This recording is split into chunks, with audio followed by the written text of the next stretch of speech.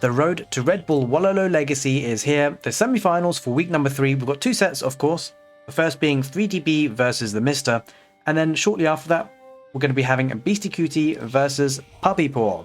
Two fantastic sets. It's no doubt in my mind that we're going to have some great games today, and we're going to start off with the 3DB versus Mista set. Starting off on 4 lakes in the south corner of the map, we've got 3DB playing in blue as the French, and in the northwest corner of the map, we've got Mista playing in red as the Abbasid dynasty. So whoever wins this will of course progress to the finals for week number 3. We're starting off with 4 lakes, a fantastic map which has been made by the community members, and of course is now being showcased as the first game of this set, the best of 3. And as expected, you see the players go for the fishing. I mean, the fishing is such a fast source of food income. It's usually, actually I've only seen one player not do that on 4 lakes so far, and that was the Muslim playing as the Rus. He went sort of for the full feudal age rush. Against the Mista in the quarterfinals. He won that game, but it didn't win the set. So yeah, I mean, it can work, depends on your strategy, because the thing about the wood needed for fishing, you need quite an extensive amount of wood, and it means that your uptime is relatively delayed usually. And so without it, obviously in the medium to long term, the fishing economy is far superior than not going for it. But if you can pressure the issue, there's like a window of opportunity where if you go for a very fast feudal age, you can pile on the pressure by just focusing on the land food here, because you don't have to convert the wood into food by going for fishing ships. But of course, it's a game, I feel like there's probably a crunch time, that there's a certain timer in the game where actually, if you haven't gone for fishing, like a payback time basically, where you need a bit of a payback time for the fishing ships to actually pay for themselves and then come back with more food for free. And I don't know, it might be at sort of like the 10-minute mark that maybe that might be happening. I suppose it depends on the life cycle of a fishing ship. I'm sure someone should do some maths actually about that, but that'd be interesting to know. In any case, we've got the House of Wisdom going up for the Mista. As you'd expect, that's the landmark for the Abbasid dynasty that they use to research various wings, and those wings get you to the next stage. 4 villagers on gold for 3DB, and plenty of villagers on food. So it looks like he's going to go for quite a heavy knight play, I suspect, with this number of villagers on gold. Neither player, I think, have a mill yet for wheelbarrow. Obviously, a lot of the economy is going to be on fisher ships anyway. But yeah, this is going to be a fantastic day for Age of Empires 4. The semi-finals really going to heat up.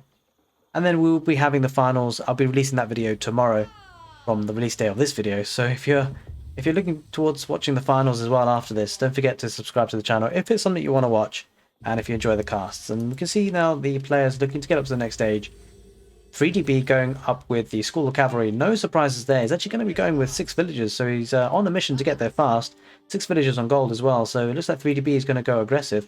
I suppose there's no surprises there. We guys, you know how 3DB is. He's a relatively aggressive player in terms of personality. I'm sure he can do the macro stuff as well in long game, but he seems to like playing aggressive, that's for sure. Alright, looking at the relic spawns, has to be said though, it feels like 3DB has a little bit of the rub of the green when it comes to the relics, because, I mean, these 2 relics are relatively closer to him. This one is kind of in the middle, this one's kind of in the middle, and this one's maybe slightly on Mista's side.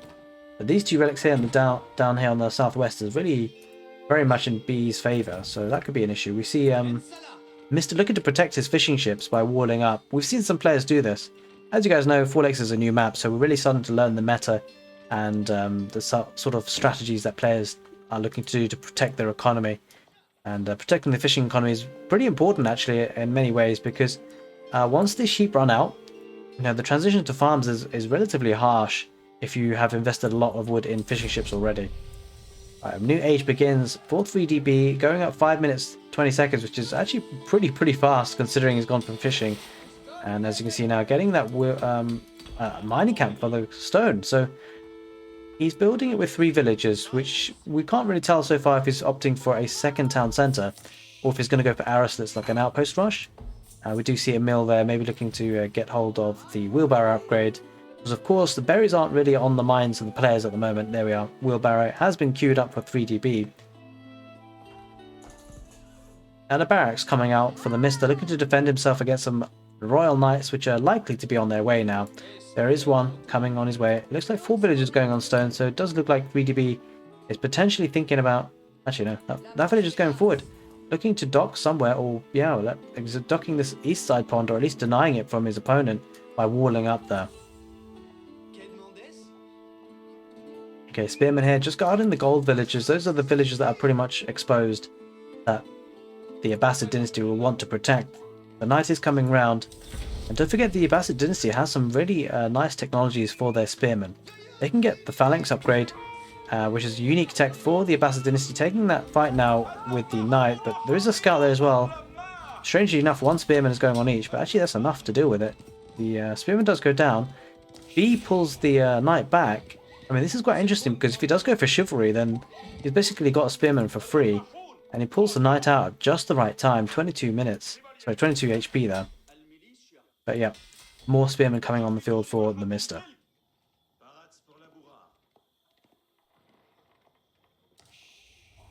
Okay, wheelbarrow almost in for 3DB. That doesn't look like Mista's going for the wheelbarrow himself. And so he'll be relatively weaker in his economy based on that. But he does have... Wait a minute. He went up with the culture wing. Holy smokes. Okay, so something that's very commonly done for the Abbasid dynasties to go up with the economic wing and they get fresh foodstuffs. But the Mista's actually going for the culture wing, and that suggests that he's going to go for a very heavy feudal age. I mean, you can't really suggest anything otherwise, because the payback time for the fresh foodstuffs is so quick, and it's just such a great economic upgrade. I suppose in a way that it's balanced in the sense that the fishing ships were bringing a lot of food, so that's actually quite an interesting concept to think about, guys, because strategically, I mean, fresh foodstuffs is fantastic because of the food saving, right?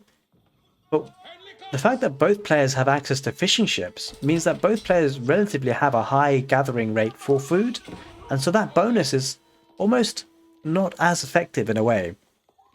As in the saving is a fraction less. It's fortunately the benefit is less if it was a map which was having a shortage of food, or didn't have a deep water fish, which is the fastest rate of food gathering. So that's an interesting concept that maybe Mista is playing on here with the Abbasid dynasty, going for the culture wing, and is going to be looking to perhaps be aggressive with the savings that he gets with the technologies.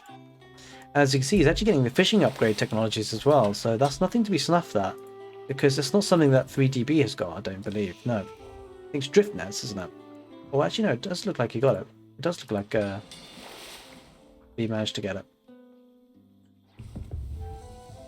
It was the additional sales. It was the additional sales upgrade. So yeah, with the cheaper techs, Mista actually got additional sales. So as you can see, they're actually moving quite a bit faster with the additional sales. Increases the movement speed of all ships by 15%. And as we can see now, the Mista is going up to the castle age, and I believe now is going up with the military wing. Very interesting. Okay, 3DB pretty far off, I think, of going up to the next stage, which is a little bit odd. I suppose he's investing a lot on tonight. This is the thing. So the Mista's actually going to go for a pretty fast castle. He's kept himself safe with the spearmen in the meantime. And, Mista going up with the castle age, that's going to be a huge tech advantage that he's going to have. And all his upgrades are going to be significantly cheaper, whereas 3DB is kind of stuck in feudal age at the moment, which is not necessarily a bad thing as the French. And the French are incredibly strong in the feudal age, but he's going to need to do some damage if he wants to make it count, because he's invested quite a lot on these knights. He'll probably want to get chivalry with the number of knights he's got at the moment. We've got the dock on the west side as well for the Mista, gathering a lot of food. The dock on the right gathering food for 3DB. And this is an interesting play by Mista. He's got a dhow on the shoreline here just to protect his fish here, because of course your opponent might dock your lake, and if they do, well, in this case, Mista's got a dhow there to protect. Yep, so as we can see, Mista going very aggressive here. He's going to get another barracks. So 3 barracks, 2 archery ranges, a blacksmith going down. Looking to get those upgrades, and we do see a camel archer going up with the military wing. Does offer some options. You can get camel support and camel rider shields. Let's take a look at that. The camel support, camel rider shields rather. The camel riders were granted shields, improving their melee armor by 3, and camel support which would be in the Imperial Age though. Camels increase the armor of nearby infantry by +2, so that's pretty impressive if it does get up to the Imperial Age that he has that upgrade. The Knights are looking to try and get some damage. They're not going to get anything though, because of the town centre in a nice spot, and now Mista probably feels confident in being able to move out. We see though 3DB investing in chivalry and the economic upgrades in terms of specialized pick and double broad axe, whereas the Mista is going for upgrading his spearman to veteran and is getting steeled arrow as well for his archers. Yeah, it looks like a spearman archer combination, food and wood, not really needing the gold for anything other than upgrades at this point. Doing great work of spending all his resources. Population count will be slightly ahead for B though because of the faster working town centres. Quite a significant amount actually, 73 villagers versus 59. And so now in some ways if B can survive feudal age and get up to the castle age himself, then he might be having a pretty big pushback because of the economy that he has. The Mista is sort of on a timer himself now, and he's going to look to do some damage with the spearmen, which are still hardened. Looking to get those upgrades though, almost coming in, and is going to be getting iron undermesh as well for his units. There we are, we see the skins changing there. They have these nice armoured capes, the spearmen, the veteran spearmen. He does get up to the castle age. It's going to take some time for him to get his upgrades in. Let's just see what he went up with. He actually went up with the Royal Institute. We're seeing this a lot more commonly now from the French. You know, enabling the Imperial Age upgrades in the castle age and also having a 20% discount on them. It's a very nice landmark, especially on maps like Four Lakes and Frisian Marshes, where the aggression appears to be quite high. There's a lot of spearmen here. I'm not sure that B would want to take that fight, to be totally honest. Mista backing off, is waiting for his reinforcements because there are knights coming in as well. Outpost is looking to go up for Mista, but it's probably going to be denied. These knights do have bloomery. Oh, actually, well, that's a bit of an odd one. He doesn't deny the outpost. There are a couple of crossbows there, but the outpost is denied now. But B doesn't really have enough here, especially when you consider there are spearmen and crossbowmen and some archers in the mix. There are only a couple of handful of archers there for 3DB to try and snipe the spearmen, and the spearmen are actually catching up to them. And these spearmen probably have the phalanx upgrade as well, so they're able to hit a bit further out. These knights here, whilst they are veteran now, they are going to be taken quite hard by the spearmen. There's just so many spearmen on the field for Mista, and this is looking bad for 3DB, it has to be said, because whilst he has an economic advantage, the military count is absolutely huge for Mista. 50 military on the field, only 10 for B. Now, whilst each knight is a lot more expensive, they are absolutely melting to the spearmen, and cost effectiveness wise, Mista is absolutely smashing this game. He's got a lot of units on the field. He'll be able to put some pressure on now with the spearmen. He's quite happy to chuck these away as well because they're relatively cheap, and of course they're considered, well, in Age of Empires 2 we would kind of call them trash units, just costing food and wood, relatively easy resources to get. It's usually gold units that are the ones you want to be more protective of, these knights in particular. But the spearmen are flooding now, and the crossbows as well, and 3DB has a problem on his hands. The villager count won't be as different now for 3DB, 79 to 73, or the economy account I should say, because I believe that it counts the fishing ships as well. We can see the production that the Mista has, absolutely nuts. So many barracks there, and this is looking to be a bad spot for 3DB. It's kind of overrun by just the sheer number of units, the sheer spamming of units here from Mista. He's actually transferring to archers and crossbows himself, 3DB, but he's taken so many losses already. This is looking pretty bad. This wood line is relatively exposed as well. Military-wise, only 11 on the field for B, 55 for Mista, and he can freely fish now as well. B does have another town centre on the gold line here on the west side. That's probably what's keeping him in the game slightly. A lot of these villages are going down. Yeah, these are unprotected. I think we're going to be... This is rough, guys. This is super rough. I wonder if there's a way back for B. He's probably going to have to do a lot of damage himself. Let's take a look at the villager count, because that's what's going to tell the picture. 80 for B, 78 for Mista, so it's not too terribly at this point. It's not terribly low on villagers, but he needs to pump out that army pretty soon if he's able to stay in this game, because a lot of villagers here ripe for the taking. These lumberjacks being super brave. And the Mista does get pushed back though. The momentum's not as strong as it once was. Mangonel diving in. As you see, just a constant stream of units for the Mista. Well, I think some of these villages are going to be mangonelled. That could be quite rough, but there is an expansion there on the left side with the second town centre. That's offering a lifeline for B at the moment. Oh, Mangonel firing off.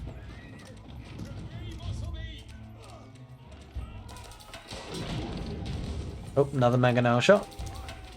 Yep, looking good for Mr. here, but B actually is not too far behind on villagers. That is the surprising thing. So a lot of his economy has been shifted, and it has to be noted that a lot of the economy will be on water. Look how many fishing ships he has. It's absolutely insane, both these lakes. So he's getting food, he's getting gold, he's getting resources that he needs for the Arbaletier and the Knights. So B might be able to push this back if he just continues to produce without Mr.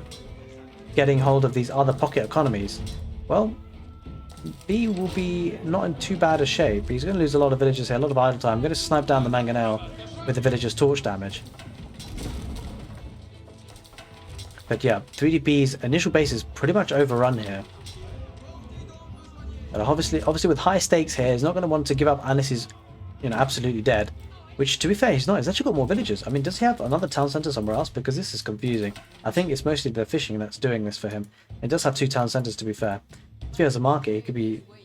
I mean, he's got a relatively balanced economy as well, considering everything that's happened. Now he does have a nice force of army here. 3DB is not out of this game by any means. He's got the villager count, he's got the economy, he's kept his economy alive, and he's got an army on the field as well. That's not to be snuffed at. The Arbaletier with the veteran knights as well. Whilst there are lots of spearmen and the Mangonels coming on the field as well, if the Mangonels can be stopped, the spearmen can be stopped, and they can be kited. Again, it's that magical army composition of a ranged unit and the Royal Knights. There are only 3 on the field though, for 3DB, more coming out now. Mangonels going to do a bit of damage there on the Arbaletier, but he splits up the army and manages to pull back now, and he's going to be able to regroup here. Mr. thinking probably, what does he have to do? I don't think he sees any of this that's happening here. Monastery is there as well, so behind all of this aggression, 3DB is actually considering getting relics, which, I mean, this shows the quality of the players that we're watching here. In and amongst all this pressure, 3DB still already has the presence of mind to think about relics. What else he doesn't have any scholars out there? That has to be said. He doesn't have any scholars out. In any case, he's looking to get a dock here, Mister, on the right side. And the village does get sniped though, so it doesn't quite manage it. This side is walled off, so that's the only way he can access this fishing economy. But Mr. putting some pressure here now with the spearmen and the crossbowmen, with 2 Mangonels as well. But it looks like 3DB is saving up his army, and this is a nice move, because often what a lot of people do, they'll just dive, constantly waste army. But 3DB is grouping up together. He's saving up, he's building up a force to push this back, and I think Mr. smells out the damage, pulls his army back to the stealth forests, maybe looking to go outside on the right side to secure a position where he can get a dock there on his opponent's fishing economy. And wow, this game is actually B with a fantastic defense, all things considered. He's held on for dear life, and actually now B is not looking in a bad spot at all. 111 economy. That's absolutely insane. The Mist are really just playing this quite all in with 1 town centre, and it hasn't looked to expand either, which is an issue, because 3DB now is going to be buzzing. There is one thing to bear in mind though, that if he does start to run out of fish, then he will have quite a hard transition on to farms. But he does have a decent, no, he doesn't have a decent amount on wood, but he's just he's still doing incredibly well here, having held on for so long. Has a lot of fishing economy, but he will need to switch though. He'll need to switch eventually once those run out. But a lot of the army here, 3DB has a fantastic force, an army to be reckoned with. I don't think Mist is going to be able to push this too easily. He's going to try and get a keep there. I'm not sure if that will go up, because 3DB has a lot of army here, and they're pretty well upgraded. They've got Arbaletier, archers, knights, 2 springords to snipe out the Mangonels, and the spearmen looking to dive. But 3DB going to use villagers as well to fight against the spearmen. I like this touch, because villagers can be expended. The thing is, he can't let happen. He can't let the keep go up, and if this keep is denied, again, that's a problem for Mr. Mr. losing a lot of villagers, which he doesn't have many of anyway. B has such an incredible population when you think about it, 160 after all that raiding and everything involved. He still has an incredible population. He's actually going to push this back, and Mr.'s not going to be able to get this. Oh, he might be able to get this. There's 2 villagers there. The archers need to focus fire on them. The keep is about to go up. B needs to stop this keep going up. He stops it. He stops the keep. Holy smokes. He actually stopped the keep. Mr. not able to get that keep up with only a little bit of HP left for it to be built. This is such a clutch play from B. This is a whole game changer, guys. B's got loads of artillery and spearmen and archers. Well, not spearmen, but archers. He's fighting off the spearmen, and he's going to be able to push this back. Without that keep going up, I think if you're Mista, you've got to just flood villages and get it up now. It's worth the villager pull, but he's got the keep up. But at what cost? He's at 72 villages, 100 for 3DB. Things are really swinging in the way of 3DB at this point. And 3DB just needs to get some siege out. He's got a Mangonel, going to be looking to do some damage. And I mean, 3DB is probably going to want to pull out of this pretty soon because of the keep. He will pull out of it now. A couple of siege on the field for 3DB, and he'll be pushing this back easy. He has got a siege workshop, just needs a bit of wood and gold. Once he gets the wood and gold for a trebuchet, he will be able to push this back. But this does allow Mista the opportunity to come outside on the right side to deny this fishing economy, and that could be a huge problem for B. But he does need to push that castle back because that is in a precarious position. It denies stone and gold. Not only does it deny it, it enables Mista to get stone from there for another keep most likely. Both stone piles have been heavily mined. You can just see how much stone 3DB had to have gotten for that army that he's had, and that's what's been the difference. It's been gold units versus trash units effectively. Villagers going out now on the left, maybe to secure a gold. He's actually going up here. Holy smokes, he's getting a stone mine over here, and gold as well. Getting an outpost there. It looks like Mista's sending army there. He's noticed it, but with 2 outposts there, 3DB might be doing quite well to hold on to this. There's a lot of villagers there. Looking 37 villagers. He's probably want to getting a keep here. Protect that position as well. He needs that gold.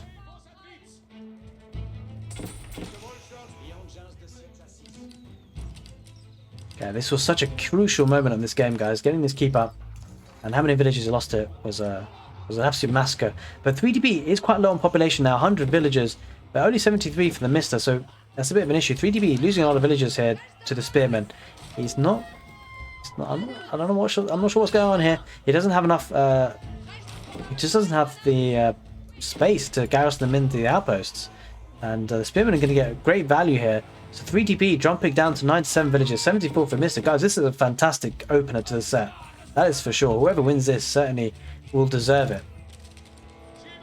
On the right side, 3DB protecting his food economy. That's incredibly crucial because this is the majority of the fishing economy. In addition to the... well, actually, this is probably the majority. There's a lot of fishing ships here. Alright, now on the northwest corner, 3DB looking to get a keep up. It probably will happen, but at what cost? Could this be another doubt keep? This could be another doubt keep. Mista has a lot of spearmen. 3DB is not going to get this keep up. He has to pull the villagers back. Holy smokes, from one doubt keep to another. And 3DB does have a couple of villagers garrisoned in, but at the moment now the spearmen are too high in numbers. 3DB lost a lot here to try and get that keep up, and it was up to no avail. This is an issue. 3DB looking now to push back this keep. Not sure if he has a trebuchet yet. He has a trebuchet that's just come out now. One outpost goes down. The villagers will be dying there.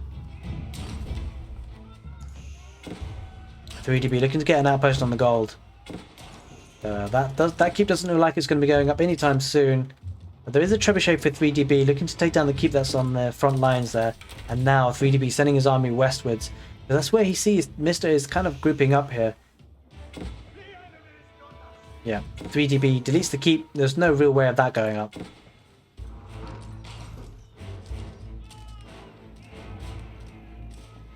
Alright, 3DB has expanded to the west, looking to get that woodland. This woodland obviously being denied by the keep. And Mista getting a very strong position on that right side. But B is very much still in the game. 91 villagers, 79 for Mista. I feel like Mista's just not producing villagers or something because he's so far behind. He is producing, he's just, I'm not sure, maybe losing them. He's sending them forward here. Where are these villagers going? Holy smokes. Might be just an error, misclick there. Possibly. But on the left side, Mista is stabilized now. He's stabilized this position. Doesn't have any static defenses there, though. The villagers will be running back for 3DB, joining his economy back at home. This monastery's been there, but it hasn't actually got any relics. Monk does now come out to grab a relic. 25 minutes into the game. That monastery was there ages ago. We were applauding, the fact that the 3DB was still having relics on his mind, but he didn't actually pick one up until now. I can't blame him with everything that's going on. Trebuchet now moving to the left side. The keep is still there for the Mista. So 3DB now maybe looking to have a mass migration. He's actually looking to protect this position here on the left side. This is one heck of a game, guys. I'm not sure who wins this one. It could still go either way. I just feel like 3DB has had the better economy for a long time, but he has had an idle economy for quite a while as well. Military-wise, 76 military on the field for the Mista, 61 for 3DB, but what has to be said is 3DB's got quite gold-heavy units in the form of Arbalest here, but he has had to switch to Horsemen, running out of gold, not being able to take the northwest gold here on the map. Alright, now the Mista now looking to push in on the capital town centre and the school cavalry and the Royal Institute, and the problem for B is that he doesn't have any static defences of his own. Having a keep of his own would be fantastic. Mista has another stone banked up for another keep, and it could go for another one. The spearmen are going to look to take out the town centre with the torch damage, and the horsemen there aren't going to do much against them. Looks like it's going to be ranged units that 3DB is going to need to have. It does have mangonels as well. But looks like now Mista switching his attention to the production buildings, just looking to get value wherever he can. We do see 2 relics now in the bank for 3DB, so the gold income will start to rise, but Mista has plenty of gold. As you can see, Mista's banked all this gold. He spent his resources in terms of food and wood, kept the gold for a rainy day. That rainy day might be coming very soon.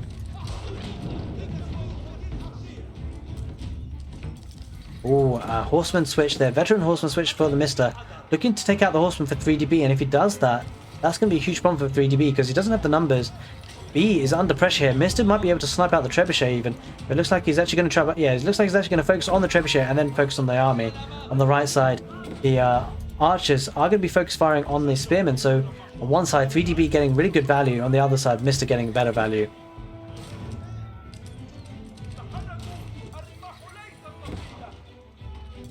Oh, this is a bad fight for the 3DB. Lots of spearmen there running into a bad position, those horsemen. And they will be taking down a lot of them. But they do manage to squeeze past. Slowly but surely. And there are a lot of veteran archers here for the French. But the Mista looking to snipe down the keep here on the left side is not going to do it. The keep will go up, protecting the wood and the 2 archer ranges that are there. Mista's going to have to pull back with the horsemen. He won't necessarily mind that too much because that keep being on the west side means that all this economy, well, the production buildings and the main landmarks are not protected by any static defenses, and Mista might now start to think about doubling down on this right side. Mista gets a keeper of his own on the center of the map. That offers him a lot of map control here. Now horsemen rushing in for the Mista, looking to snuff out houses, whatever he can get. But it feels like Mista needs some siege, or he may need just pure horsemen just to torch everything down, but siege would be possibly more helpful. We shall see what it's going to go for in the production builders. Proxy bases having stables is getting some siege workshops now, protected by 2 keeps. Those siege workshops are going to be a fantastic stage to push from. 3DB is going to struggle here. He's going to need some siege of his own because there are 2 keeps here. Trebuchets just in the middle of the keeps will be able to be quite safe and sound and look to take out the landmarks for 3DB. B always moving on to the right side. This food economy has been shut down though. This is actually huge. B has a lot of fishing ships here that are not able to gather food. 14 of them. And that is a big move for the Mista. That could be something that cuts off a lot of food income from 3DB and halts his production of units. It does have 1,700 food in the bank though, so it's certainly got enough reserves. I keep going down on the left side for 3DB. He's moved his horseman there. That keep is going to come in clutch play because that means that 3DB has a lot of gold access now on the northwest corner of the map. But we say it again, that static defenses are dotted around the map, and whilst he might have a lot of gold here, his main base is pretty exposed. Looks like Mista's going to snipe another trebuchet, and we do start seeing trebuchets coming out for the Mista. Protected by 2 keeps, protected by spearmen, protected by archers, protected by horsemen, and now is looking to make short work of the capital town centre and then move on to the next landmarks for a landmark victory, I suspect. But on the west, that gold vein will be running out pretty fast. There are a lot of villagers here for 3DB. For production buildings wise, he's kind of struggling on some ways. He's got a lot of army on the right side. That's going to be his way back into the game. And he has been expanding on the west side, getting his production buildings around the keep. It would have been nice to have had these. Oh no, it's only the early archery ranges and the stables, I believe. Yeah, archery ranges and stables with the influence have unit costs decreased by 25%. A unique bonus for the French. And we see the capital landmark go down. He's going to siege. Mista going in for the kill. He's using the horsemen to take out the Royal Institute, and the trebuchets in behind will be looking to take out the Guildhall. This is looking bad for 3DB. He has a lot of archers there, but that won't be enough to deter Mista. Looks like he's going to be getting a landmark victory very soon. The Royal Institute is on fire, and the Mista now healing back to the safety of his 2 keeps and 2 trebuchets. The trebuchets will slowly take out the Guildhall. The Royal Institute's on fire. Yeah, and the horsemen are now diving in. 3DB doesn't have enough to deal with this, that's for sure. He needs to bring his army back. They're all here, but they're not being able to take effective engagement. The guild hall is on fire. The Royal Institute is going to go down. If he wants to stay in the game, 3DB has to repair. He's only got 2 villagers, and he taps out. Or I don't know, it looks like it's a landmark victory, actually. It's a landmark victory. Mr. takes game number 1 for this best of 3. B needs to come up with a response for game number 2. We'll be coming across game number 2 right up next. Don't go anywhere, guys. Stick around. Game number 2 coming up now.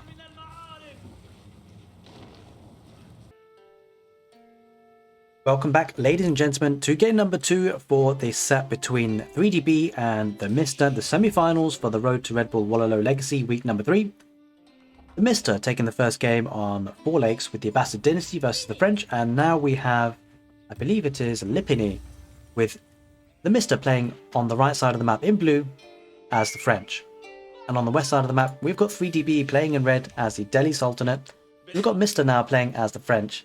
Looking to maybe get the second game under his belt to win the best of 3, but obviously 3DB is going to have something to say about that, and he's picking Delhi Sultanate on Lipiny, a very strong civilization for this particular matchup, and this particular map rather. With these sacred sites, let's take a look. Often on Lipiny there's an area where there are 2 sacred sites, and we can see this on the north corner of the map. And often it can be relatively easy to wall, but actually this particular spawn isn't all that easy to wall up, so 3DB is going to have a little bit of a job on his hands to get hold of those. Of course, if he does, that can be an incredibly strong feature for the Delhi Sultanate and their gameplay.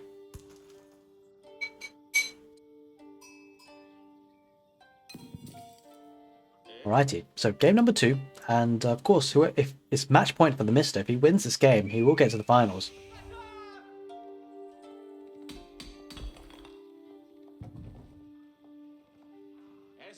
Right, almost 8 villagers on food. Mista going for an early wheelbarrow, it seems, with the French, and getting 3 villagers on gold. Let's just see what he's going to send in the next villager. Looks like he's going to aim for 4 on gold to really get up to the feudal age quickly, get some early knights out. The royal knights pile on some pressure. The Delhi Sultanate looking to get all those upgrades, those free technologies for free.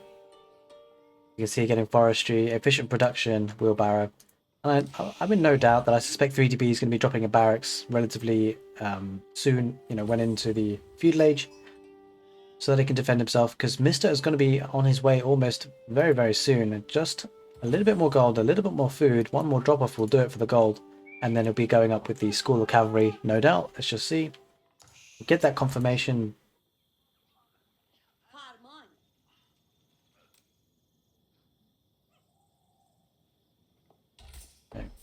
He didn't actually go for wheelbarrow yet, so I think he noticed that he might be running out of sheep, so instead of running out of sheep, they're very nicely timed. He actually went for berries, so it's an interesting switch up to go to berries a little bit earlier, and I suppose he doesn't want to miss out on the opportunity of taking the berries. He actually hasn't got wheelbarrow just yet. He's going to decide to go up with the School of Cavalry. So a nice uptime for him, maybe looking to get the wheelbarrow slightly after, maybe not even get wheelbarrow at all. But he's going for berries, which is not something we often see all that often, but he's doing it. Going to look to make his food a bit more sustainable.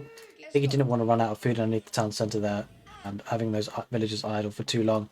Scout for the Mista, looking just to harass the villagers on gold for 3DB, just to let him know that he's there. 3DB bringing back a bunch of sheep, which obviously is not really too dependent on, with the Delhi Sultanate getting a buff for their berry bushes.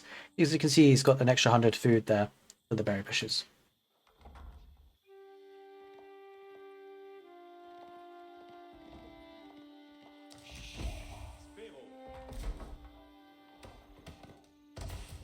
Alright, almost up to the feudal age for the Mista. And 3DB going up with the Dome of the Faith. Again, no surprises. It's very infrequent that we see the Tower of Victory for the Delhi Sultanate. And the Dome of the Faith is fantastic because it produces scholars at half the price. And so it's undoubtedly a very, very strong landmark for the Delhi Sultanate. And Mista now is queuing up wheelbarrow, looking to get that upgrade in now that he can afford it. Doesn't actually have that many villagers on gold, so he might not necessarily be going for knights, guys. He might actually be going for horsemen. He's going for 1 knight at least, yeah. Okay, so he's getting another villager on gold now, so we'll be going for knights to start the game off. And there's a feudal age for 3DB as well. Hopefully he makes sure he remembers to get the upgrades. Yep, he is getting the upgrades, mining upgrade, the double broad axe from the lumber camp. He's keeping his scouts forward just to see what's happening, just to keep a track on that knight, which is very important to do. You're going to need to keep that scout safe. Yep, that scout is low in HP, you won't want to risk losing that. And now the knight does come out looking to get a charge on 3DB's scout. He does get that charge attack, and now he's going to move out with that knight. And 3DB now, I'm sure, going to be looking to drop a barracks, I would have thought. There it is. There's the barracks, looking to get some spearmen on defense. He's got quite a few exposed resources. The berries for one, and also the gold mine and stone. He's actually on one stone, maybe looking to get an outpost with arrow slits. But curious how he's on one villager on stone. I can only think that it could be for arrow slits. Okay, yeah, looks like it actually will be for arrow slits from the outpost. His outpost in the southern sacred site. Because what's interesting there as well, having access to the berries there is quite a nice option. The knight looking to harass the villagers on gold. Villagers on gold have been pulled back to the town centre to be kept safe, and there is just now one spearman there on the field. He is double producing his barracks units with the efficient production technology, garrisoning a scholar there. Okay, yep, garrisoning the villager there on the outpost. Not enough stone yet for the arrow slits. Had to pull out that villager from the stone as well, so that's a nice bit of harassment there for the mista. Blacksmith going down, getting those free upgrades no doubt. Villagers coming off the barriers now because of the knight. 3DB now moving his spearmen there to try and protect those berry villagers. Kind of being idled here slightly for B. Hasn't been able to move back out to the stone and gold yet. Does get the hardened spearman upgrade, which is important to have. Take meaningful engagements as getting more spearmen out on the field. Looks like he's going to get 2 on each resource maybe, and scholars now are going to be moving out, it seems, with the spearmen. Okay, yep, so it looks like the mista will need to have an eye on this, because B is moving out with the scholars, looking to get the sacred sites as you'd expect relatively early in the game. And back at home, mista now has transitioned to getting a barracks as well. Ooh, okay, that's interesting. Getting a barracks and an archery range. And it's getting basically one of each unit, it seems. From production buildings. Moving out with 2 scholars, which is a smart move, because if he is under attack, he can use one scholar to heal the other.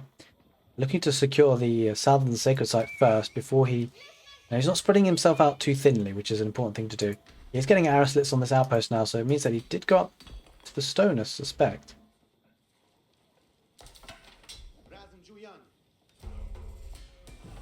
Yeah, double blacksmith rather. Double blacksmith in for 3DB. Waiting for Sanctity maybe to come in? Is that coming in yet? Okay, yeah, almost there. 6 seconds, and then he'll be starting to capture this sacred site. 3 spearmen on hand to look to defend that scholar, and another scholar going back. Actually, it looks like he's going to go back. Feels like he's secured and safe. And a stable coming down for 3DB. To get some horsemen on the field. That'll certainly help in terms of mobility, and Mr. loses his scout, which is relatively painful here for him. On this map, he'd love to have that mobility and most importantly, the information, the scouting information. Almost snipes down that spearman with the 2 archers there for the Mr. Might be diving a little bit too far forward with the archers though. He's going to get a couple of hits from the spearman. And there is the sacred site for the Delhi Sultanate for 3DB. Going to be having that gold trickle now continuously come in.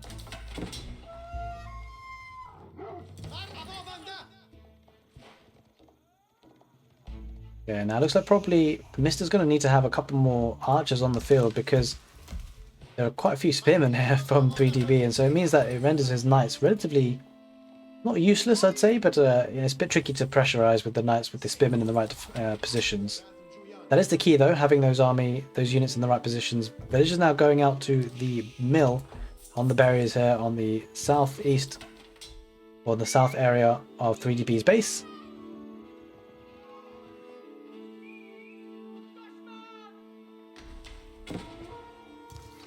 Alright, a pretty heavy aggression here for the Mista now with the knights. Quite a few spearmen though, it has to be said though. That spearman will be able to take a good fight. If Mista's not careful and he loses those knights, that'd be a problem. You can see now 3DB really going heavy on the army. And Mista forced backwards pretty badly actually. And he's going for the berries there on the west side as well. It's a bit of an awkward build, I have to say. Still has sheep there in the town centre that he's taking as well. So that's good, he's managed to make those last. But he might lose some villagers on the berry patch here if he's not careful. Knights do sweep around, manages to push them away, but the spearmen are hunting them down. And the archers looking to take out the spearmen, but the horsemen are sliking around to get hold of the archers. You'd love to see the micro here. It's nice positioning of the spearmen. Spearmen going to take some good hits against the knights now. Mista's actually engaging with the knights. He does pull back, but the archers are being taken out by the spearmen and the horsemen. Once the archers get taken down, this is looking bad for Mista. He's losing a lot of army. He does manage to snipe out one spearman, but it's not really a fight you want to take too much of. And now 3DB looking fantastically strong with the military. 24 on the field, 11 for the Mista.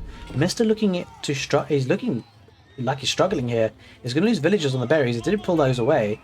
And now B is probably going to double down on the army production. He's got the efficient production. He's double producing. He's got the second sacred site as well. So if he's got a market, he can balance his economy. And fully commit to the feudal age, which it seems like he's doing. Maybe he can send some scholars forward as well. And he's going to get the third sacred site as well, which is uncontested at this point. And this is looking rough for the Mista. He will have more villagers, possibly actually. He's lost a lot.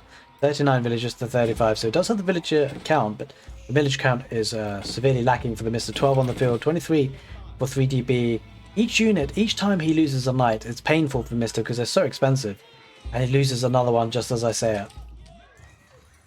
Okay, 3DB looking to pull back now. Doesn't want to waste away his spearmen. There are a few archers on the field. But as you can see, new objective there, defend all sacred sites. That's exactly what 3DB has done. He's got all 3 sacred sites and is looking now to defend them. Looks like a hardened spearman moving out to the middle sacred site, looking to decap that.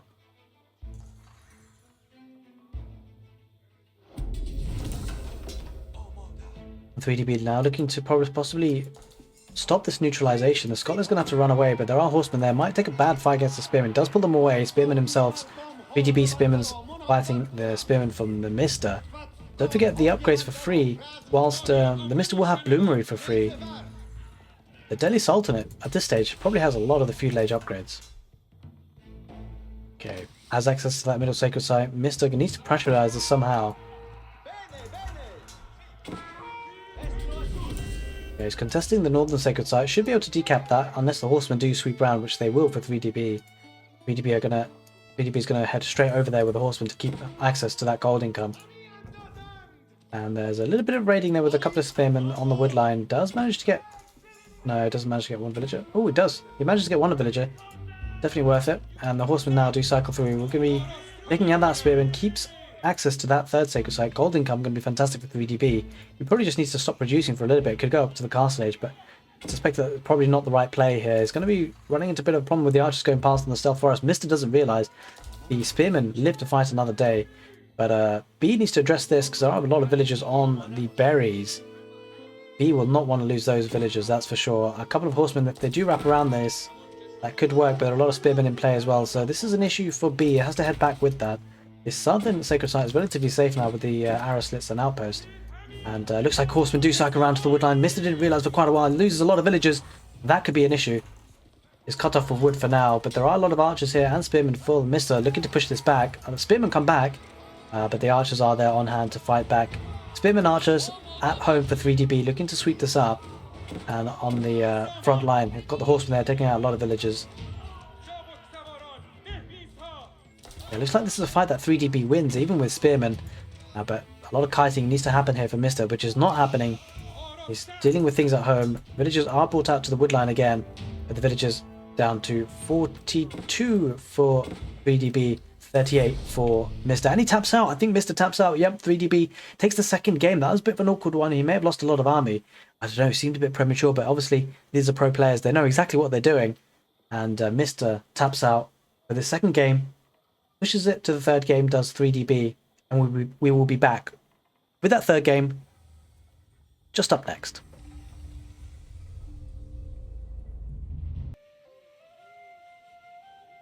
Here we have it, ladies and gentlemen, the third game for the best of 3 semi-final between the Mista and 3DB. 3DB playing in the north corner of the map is Dry Arabia, in blue, as the Mongols. And in the south corner of the map, in red, we've got Mista playing as the English. It should be an interesting matchup. English versus the Mongols. I mean, the Mongols, let's take a look at the map swarm. That's often really important. We do have the wood line very close to the town centre. That's almost guaranteed now with the mobility of the town centre. They just move it to a wood line, and it does have access to a gold relatively close by. Let's take a look where the Ovu might be though. Because that's another important consideration to have for the Mongols, and we can see the Ovu pretty far out. Overall, not a terrible map spawn. I mean, could be worse, because it does have access to wood and gold, which is the two main things you really want.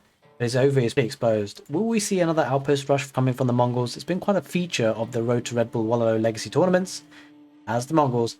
But I don't think we will see that, because it's probably pretty impossible to do that against the English. Because the English villagers, of course, can fire arrows from their bows, and so it makes it very easy for them to defend. So I don't think we'll be seeing any outpost shenanigans, at least not from the Mongols. But you know, the English can get up to some shenanigans. We shall see if Mr. decides to do any of that. Got quite a few villages on gold though, so they're going to go up to the feud ledge with Council Hall with a relatively fast uptime, building up the 4 villages as well. It does look like it's going to be a longbowman rush for the Mr. Not getting the early wheelbarrow that we are so accustomed to see with the English, and not going for the food farming economy, which again, you know, is commonly done. But there's something. Well, he's actually probably going to go for it now, but yeah, it is what it is. He's transitioning to farms probably because he's running out of sheep. But something quite nice about going up to the next stage with the English relatively fast to get those longbows to pressure your opponent. And don't forget, the Mongols can be relatively aggressive, so going for this strategy as the English is not necessarily a bad idea if you're worried about a strong push coming in from the Mongols. This is really going to heat up because this is the final game of the set, guys. So whoever wins this actually goes to the finals for the Road to Redbull Wololo Legacy week number 3. And we shall be finding out who they will play based on who wins the next semi-final set, which is going to be coming right after this game, so do stay tuned. Hope you guys are enjoying the casts. I certainly enjoyed the quarterfinal games, which I posted yesterday, and the semi-finals today, halfway through almost. They've been looking very, very good.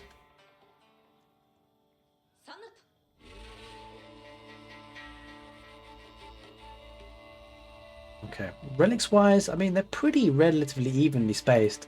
This one, of course, is closer to 3DB, this one closer to the Mista, and these two relatively in between both players. This one is actually slightly a bit closer to the Mista, somewhat, but not huge amounts of differences, and the sacred sites are pretty well evenly spaced as well on this Dry Arabia map.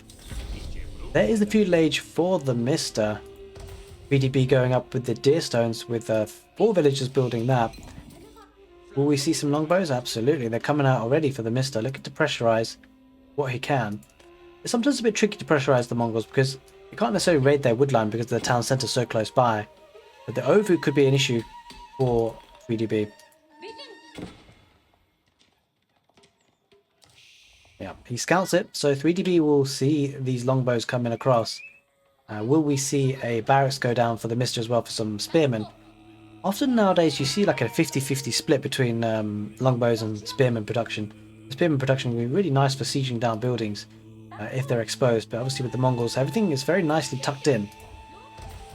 So it could be a bit more difficult to get the value that he would want. As we said though, longbows might be able to snipe a villager or two on the gold vein.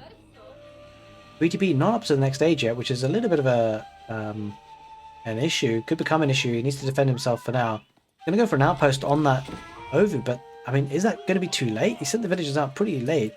Scout looking to do some damage, but the Khan will be keeping an eye on the longbows, slowly shooting at them, not doing a hell of a lot of damage, but the longbows now are in their position. Maybe able to snipe one villager. Actually, looks like 3DB is going to micro this very nicely. Pulled out the weak villager, pulls out the second weak villager. I'm not sure the outpost will go up. It might do, it might do. Probably should do actually. They might lose this villager though. It's going to sacrifice this villager for the outpost to go up. The outpost does go up, and yeah, one villager gets garrisoned in there. Okay, so the longbow rush did force out an outpost. Stable going down for 3DB. Going for the horsemen. Will we see any barracks going down for the Mista? Not quite yet. Looking to transition onto the farming economy now that its sheep have run out. Didn't really manage to get too many sheep. Still a few there left, but obviously the farming economy very nice for the English.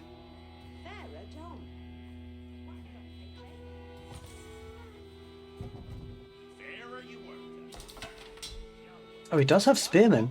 We need to see where they're coming out from. Oh, there's the barracks. I didn't spot it. Right next to the council hall. He does have the barracks. So spearmen are coming out as well to join the longbows. Which is good timing because there is a horseman. Well, there's a stable on the field. It's starting to produce horsemen. I believe. Yeah. Multiplied by 2 because of the overusing the stone there. And so the longbows are going to need to be protected. We don't see spearmen accompanying them just yet. They're 2 being sent now. I should make their way on time, but a lot of farms being put down, 9 of them for the Mista, so food income going to be relatively strong. Don't forget that the Mongols get the pastures, and he's actually going to be sending an archery range as well. He built an archery range rather sneakily, keeping that hidden, it seems. And so it's going to be a horseman archer play for the Mongols, and spearman archer or spearman longbow for the English. Spearmen looking just to circle around to see what value they can get. Being chased by wolves.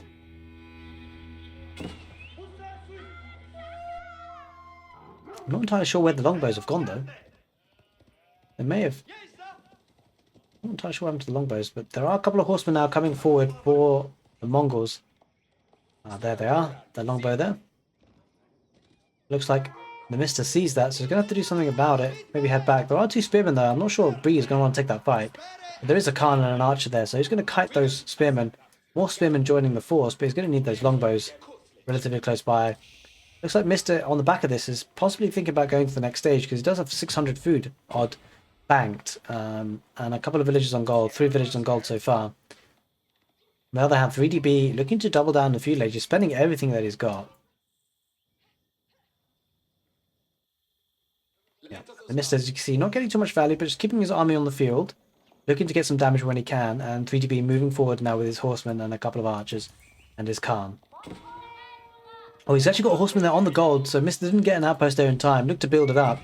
That's an issue, because now he's off gold. Mista won't be able to get up to the castle age in any meaningful time, so he's probably going to have to be stuck in feudal age for a bit longer and look to produce some feudal age army. The outpost does get deleted, or it was actually destroyed. I think it was deleted.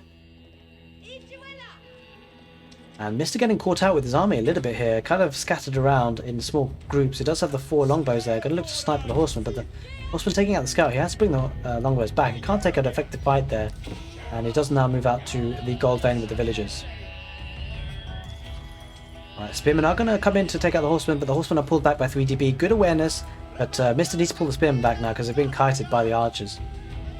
And that happens. Okay, a lot of more farms going down now for the Mista. Back on gold again. And Mista getting horsemen of his own from double stables, so it could be a Lancer play when he does get to the castle age. Although he seems to be quite far off from castle age now with the investment he's going for farms. As well as, yeah, he's got quite a lot of villages in gold though, so should probably be expecting the castle age to come in relatively soon. B though, not happy about that. He's not going to want to let that happen anytime soon. And he's going to like to try and push with horsemen and some archers, but not enough archers on the field really for B to be able to take an effective fight with the number of spearmen that's there. Horsemen in play for the Mista, looking to match like with like. This is a nice play. This is actually a very nice switch up for Mista, because if you think about it, for 3DB he's got horsemen and archers, and what could counter that? Well, just double produce horsemen, just get more horsemen on the field, take care of the archers, take care of the horsemen, and that is a nice touch to the army that the Mista's going for. It looks like, let's just check on his production. Is he actually producing from both? He is. He's doubling down on the horsemen. That's a nice play. So now it might force 3DB into a barracks himself. Going for a blacksmith on the other hand. He's got a barracks already, actually, to be fair. But we don't see anything produced from that just yet, and he doesn't have the upgrade to hardened spearman. Okay, Mista looks to be nicely defended now. Is looking to be strong on his way up to the next stage. 600 food in the bank, got plenty of gold. But he needs to have army on the field to contend with this. Archers are going to be swooping in to snipe some horsemen as they retreat. A couple of longbowmen there and spearmen for the Mista. Looks like it's a relatively hard army composition of horsemen and archers for the Mongols, and the English are kind of switching it up a little bit, go for horsemen and spearmen with a couple of longbows there from the beginning, but it doesn't look like he's continuing to produce the longbowmen, so looks like he's doubling down with the horsemen and spearmen play. And I suppose I actually prefer having the horsemen and archers, has to be said, but Mista looking to now take a fight. He's being pressured, so he's going to have to. Quite a few spearmen on the front line for Mista, taking out a lot of the horsemen. That's actually a bad fight for B in the front line engagement. But there are a lot of archers there, but the horsemen, as long as many of them can survive for the Mista, having the home advantage as well. He's using the villagers, but a lot of archers there on the field for 3DB, doing a lot of damage. A lot of villagers are going to go down if it doesn't pull them back for Mista. It does pull one. It does take one villager out to go down for Mista, maybe a third. And the archers now are going to be surrounded by the horsemen, so Mista will be able to clear this up. But at what loss? He lost a couple of villagers there. 37 villagers for the Mista. 37 villagers for B. So they're relatively even now, but the difference is, the big difference is the economy balance for the Mista is a little bit stronger. He's going to get up to the next stage. He's going to go up with the King's Palace. That's going to offer him a second town centre effectively. That will really bolster his economy, set him up nicely for the mid to late Castle Age. Things have died down now with little to no military now out for the Mongols. 9 military for 3DB, 5 for... Sorry, that was 9 military for Mista, 5 for 3DB. Second town centre going for 3DB. He recognises the issue of the Castle Age for the Mista being an issue because obviously the King's Palace acts as a second town centre. So B now getting that second town centre, looking to get a large feudal age army together to defend himself. The problem for B is that he's going to be relatively far away from Castle Age, and the Mista's going to be there with 2 town centres anyway, and he's going to have the tech advantage. So the Mista could start to tech into man-at-arms, maybe Lancers as a possibility as well. We shall see what he goes for, whether he goes for man-at-arms or Lancers. Lancers will offer a lot more mobility on the field, and that looks to be what he's doing. He's doubling down on the Lancer production. Maybe I could consider going a monastery for the relics, or maybe looking... Yeah, that's exactly what he's doing actually, yeah. Quite a common play now, so we see... I think some players are very hot on this. Players like beastyqt, players like the Viper, do this a lot. They go for the Castle Age, especially with the English, and get that monastery out early, because now Mista has quite a lot of army control, which are sweeping around the left side with the horsemen, and it means that it's relatively free to pick up the relics. It's got that, you know, that lead time to take out the relics, and that will certainly help him again into the mid to late Castle Age. Diving down with the horsemen, has to retreat, causing some idle time, but not much more than that. Horsemen are going to be coming back for 3DB, looking to push that away. And the village count lead going to be slightly... Actually, it's relatively even now. Both players are on 2 town centres, so that's going to relatively remain the same. But having the Steppe Redoubt as a fantastic landmark for the Mongols causes the gold to be dropped off to be increased by 50%. So effectively adds half a villager per villager that are on gold.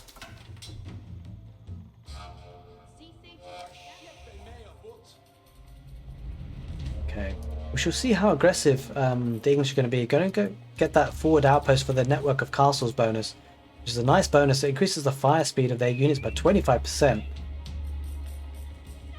And picking up some relics now, as you can see. I'm not sure where the Lancers went. There they are. They're making their way forward now.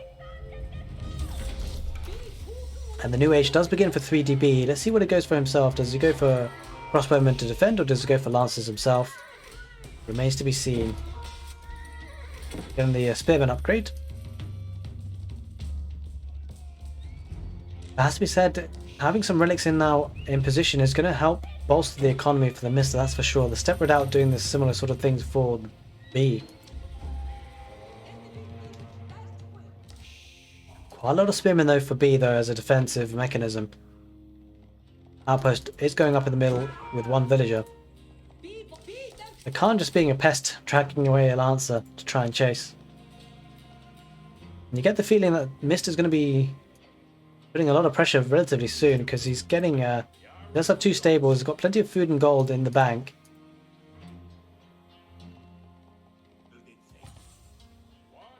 Yeah, he's got Lancers, Knights queued up. Steppe Redoubt moving on the back here with the outpost protecting. Scholar should be able to make his way back here, so there's 1 relic in the bank already, another one coming shortly. And Mista just keeping the army for B at home. This is the issue. So with the Mista having the Castle Age up time a little bit earlier, he's able to get map control with the army and let his relics come in with the monks. And he's got the outpost up now, which will benefit from the 25% uptime. Increase the speed. He's going to take the fight now. A lot of spearmen there that need to be microed down with the longbows. And once the spearmen go down, this is going to be a problem for 3DB. He does have a couple of crossbowmen there, just a handful. But the Lancers are going to take out the spearmen, and longbows are going to be taken out by the horsemen. There's a nice engagement there for the horsemen, which have been now upgraded to veteran for 3DB. Just comes in a little bit too late for the fight. Only 1 left, and that was a bit rough for the timing for that upgrade, because he was the one that pushed as well. So 3DB maybe took that fight a little bit early. Horsemen and longbows are going to be pushing this back, and there's a couple of Lancers there as well for the Mista. Mista going to push this back. Mongols, played by 3DB, under a lot of pressure now. Not many military on the field, only 8 versus 22 for the Mista. Mista's got full control of this game so far at the moment. He's doubling down now, he's getting more stables. He knows he's ahead. 3 relics there in the monastery. Mista looking to be in a strong position, but it's not over, of course, for the Mongols by any means. Now transitioning into crossbows, looking to have a bit more of a defensive approach, which makes sense given the pace of the game and how the game's been going so far.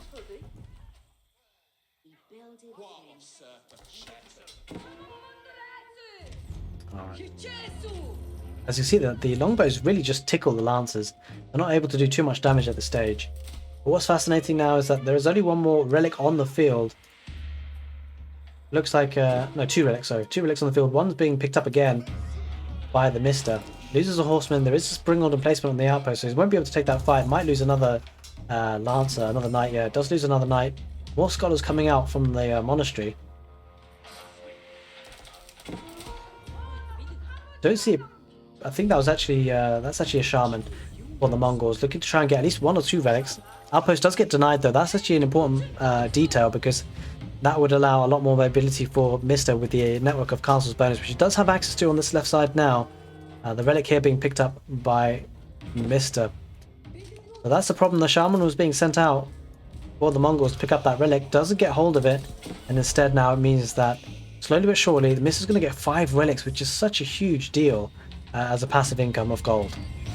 We'll be able to cut some units here with the longbows. The lancers will be charging in. Lancers, knights with Mista coming in for defending the longbows as well. The knights for 3DB do get pulled back. Springled in place from taking out a spearman or two. Longbows micro down the spearman. This is a terrible engagement for the B, that's for sure. Because this is the thing, when you have ranged units like the longbows, if you're going to commit, you've got to commit. If you don't, if you pull back, you can, but then you've got to be willing to take the losses, because the longbows have that range of fire. And Mista just poking and prodding at this stage, just poking and prodding, looking to bait the lancers to come in and bringing the knights in reinforcements. Plenty of knights out there. The charge attack takes that single knight down, and this is a fight that the Mista will win comfortably if he decides to take it. But there are crossbowmen in the background, which will certainly help things for the Mongols, but the longbowmen will be microing those down and picking them off, and picking off the spearmen as well, one-shotting them. The Khan has gone down.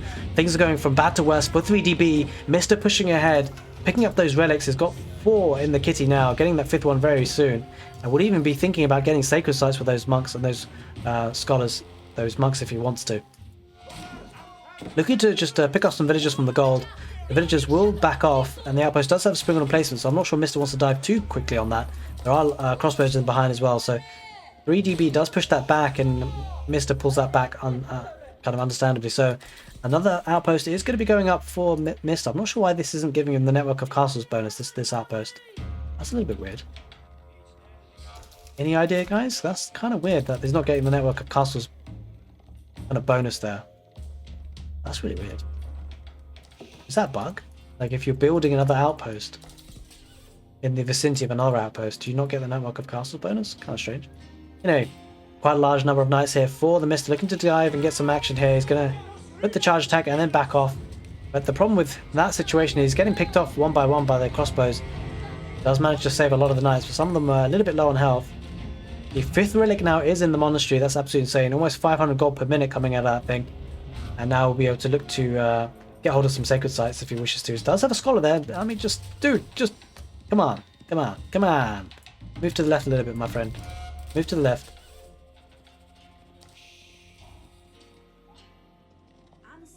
Yeah, let's take a look at the village count. 80 for 3DB, 83 for Mista. 3DB looking to be able to keep up here with the second town center that he has. There's a lot of outposts here, guys, for the Mista, and this is the problem for 3DB. These outposts are problematic. He's going to need to have to get rid of them, and that's going to be involving siege on the field, but he can't afford that just yet because he's got a big fight on his hands here. Crossbow looking to get the knights for the English. Knights engaging as well. This is actually a decent fight for 3DB, all things considered, but there are veteran longbowmen here for the Mista looking to do some damage against the crossbows, but the knights are being taken out, so there aren't enough knights there for 3DB. 3DB loses this fight. Crossbow are going to be microed down by the longbows. There are still lots of knights. Knights are going to siege down the outpost there, and this is a fight that 3DB will be losing, I'm afraid. And the military count now 10 for 3DB, 39 for Mista. Mista really starting to get a foothold in this game. He's looking strong. He's looking to win this third game to seal out the best of 3 to secure his place in the final. We shall be seeing whoever wins this game, who they face up against, by watching the next semi-final matchup straight after this. For now, we've got to focus on this last game because it's really starting to heat up. That outpost will be going down. Again, 3DB is under a lot of pressure. Mista getting a lot of map control. Sacred Site now is coming down for That scholar, he actually moved over there, going to get a valuable amount of gold there, that's for sure. Outpost still going up for the Mista, looking to get a lot of map control, not diving in too preemptively, maybe looking to get some siege on the field. 84 villagers for 3DB, 689 for the Mista, but the key issue is the military. Mista has been able to keep its military alive a lot more, and that is so key. But that military is going to become incredibly powerful as it builds up. Another sacred site is in play now for the Mista. Going to have lots of gold income. It's also fortifying his outposts, making them even harder to get rid of. Mista now sweeping around on the left side with his knights. Mista will be met by the lancers of 3DB. 3DB does have a traction trebuchet now on the field, looking to slowly take out those outposts. And now we have a second sacred site being taken by the scholar, the monk there for the English.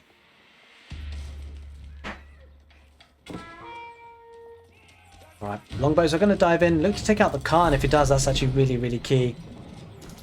Now the knights for the English are going to pressurize. They're going to be knights versus knights. A couple of crossbowmen there for the Mongols, but they're being picked off easily by the longbows, that's for sure. The military numbers are getting worse for 3DBs, losing everything. This could be the end of it. Mista pushing hard.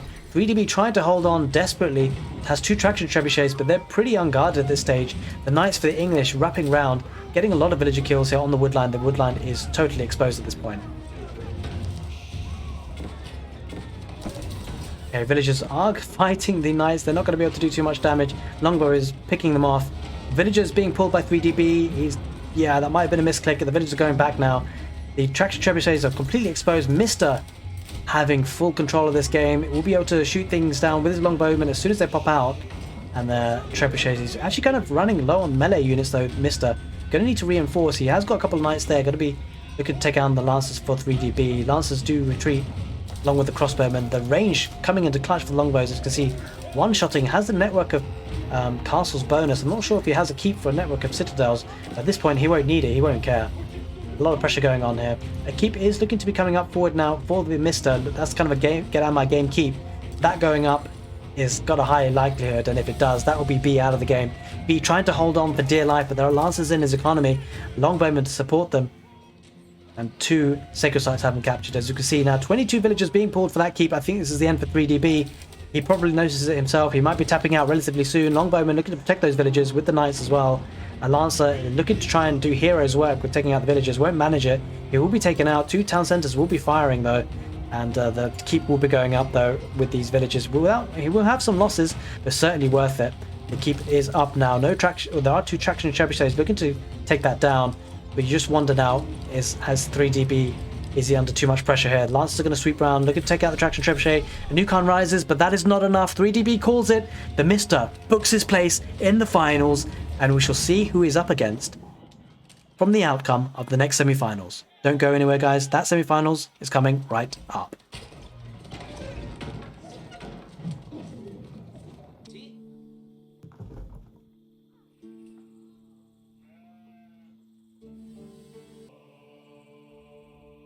What an incredible set that was that we just saw. 3DB versus the Mista. What we will see now is who will be playing up against the Mista in the finals for the road to Redbull Wololo Legacy, week number 3. And this semi-final is between beastyqt playing in blue in the southwest corner of the map as the Holy Roman Empire, and puppypaw playing in the northeast corner of the map in red as the Holy Roman Empire as well. So it's an HRE mirror match on 4 legs. Should be an interesting one. I mean, beastyqt plays a lot of HRE, I think. It seems to me. From what I've seen so far, he loves the HRE on 4 legs in particular.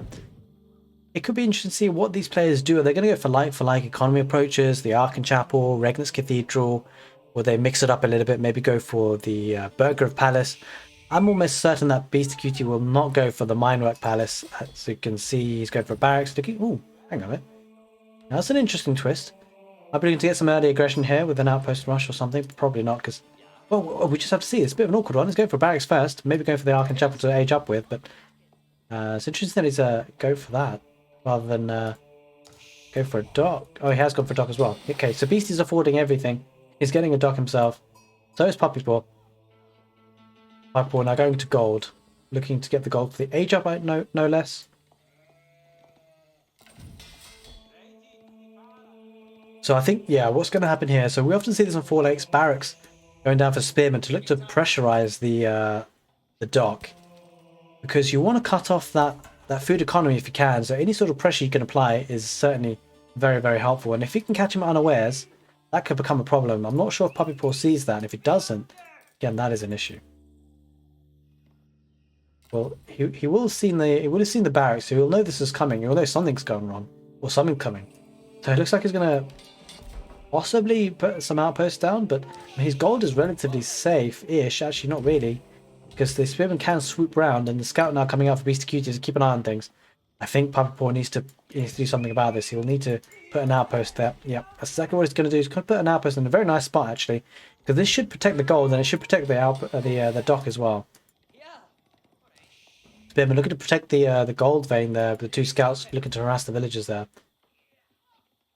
I'm not sure those spearmen, do they actually go forward in the end? I think there is one going forward, looking to try and siege down the dock, but with the outpost now up, if it does garrison, should be able to pick the scout off. He's not going to want to idle those villagers too much, though, that are on gold. He needs the gold for the age up, of course. And the scouts too just sweep around the spearmen and try and annoy the villagers. Going to need to pull away, though. Does get hit once by the spearmen, which is not ideal, but it is what it is, and scouts still harassing that dock.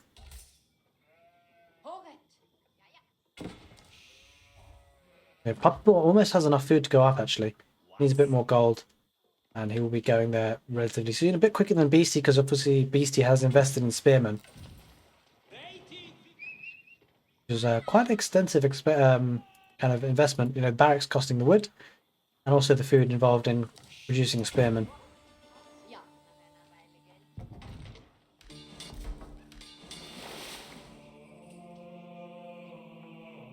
Right, not a lot going elsewhere. Beastie building up the fishing ship numbers, as you'd expect, and so is puppypaw. Okay, now it looks like Beastie's going to pressurize that village. I was thinking of it, but yeah, villagers do garrison in the outpost now. Keeping two in there, so we'll be looking to snipe some of the spearmen and the scouts. Puppypaw will be going up to the next stage. Let's see what he goes for. Does he go for the Archon Chapel? Yep, he does indeed. He's going to be able to influence the villagers on gold, the villagers on wood, and the villagers on the sheep there. So that's a very nice Archon Chapel placement. Let's take a look at Beastie's spot. Yep, he's going for the Archon Chapel himself. Not too far behind is going for the gold, the wood, and the food as well.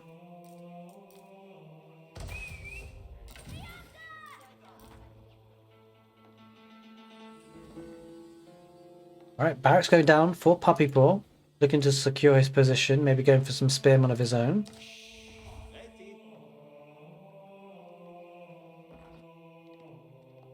Alright, puppypaw just keeping an eye on things, just making sure that Beastie hasn't docked his pond.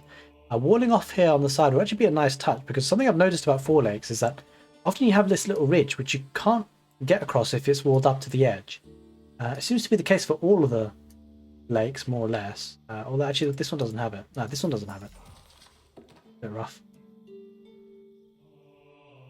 Neither does this. Okay, so it depends. I think it's just the rub of the green, actually. I think actually it looks like puppypaw was the only one with that, so he got kind of lucky on his primary main lake here. If he can just wall off there, that should secure his dock and his fishing quite some time. We've seen players do that in the past, but he may not need to. We'll see what he decides to do. He's got his prelate there on hand. Garrisons the prelate now, so all these villagers being buffed under the influence of the Archon Chapel. We're sending 4 villagers to build a stable, so go for barracks and stable as an opening. For the feudal age, beastyqt has his barracks. We should be seeing if they get from man-at-arms, actually. That could be an option. And it looks like that's exactly what puppypaw was doing, actually. He's going for man-at-arms, the early man-at-arms, keeping those villagers on gold. Has a scout garrison in that outpost as well, just to make sure these pesky spearmen don't come knocking again.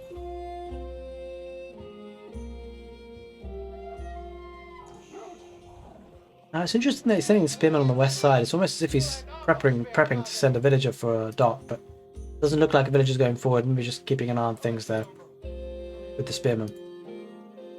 Man-at-arms being sent forward now for puppypaw across the field, through the stealth forest, a lonesome journey, a hero warrior, a single man against an army.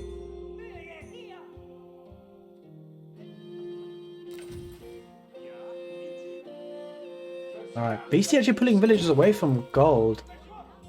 He's got plenty of gold in the bank, to be fair. He's got enough to get to the castle age. Maybe looking to get to that castle age, actually. That's what he's appearing to be doing. We shall see if he gets some any more units on the field. Getting the man-at-arms himself. Getting an outpost on the wood line, which is not a bad move. That will actually protect his economy very, very nicely, that outpost. It offers no route in, really. If you could roll up to the side here, there's no way to swoop around.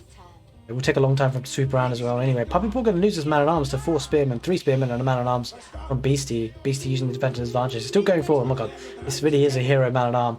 He's looking to do damage, moving in. A hero against an army.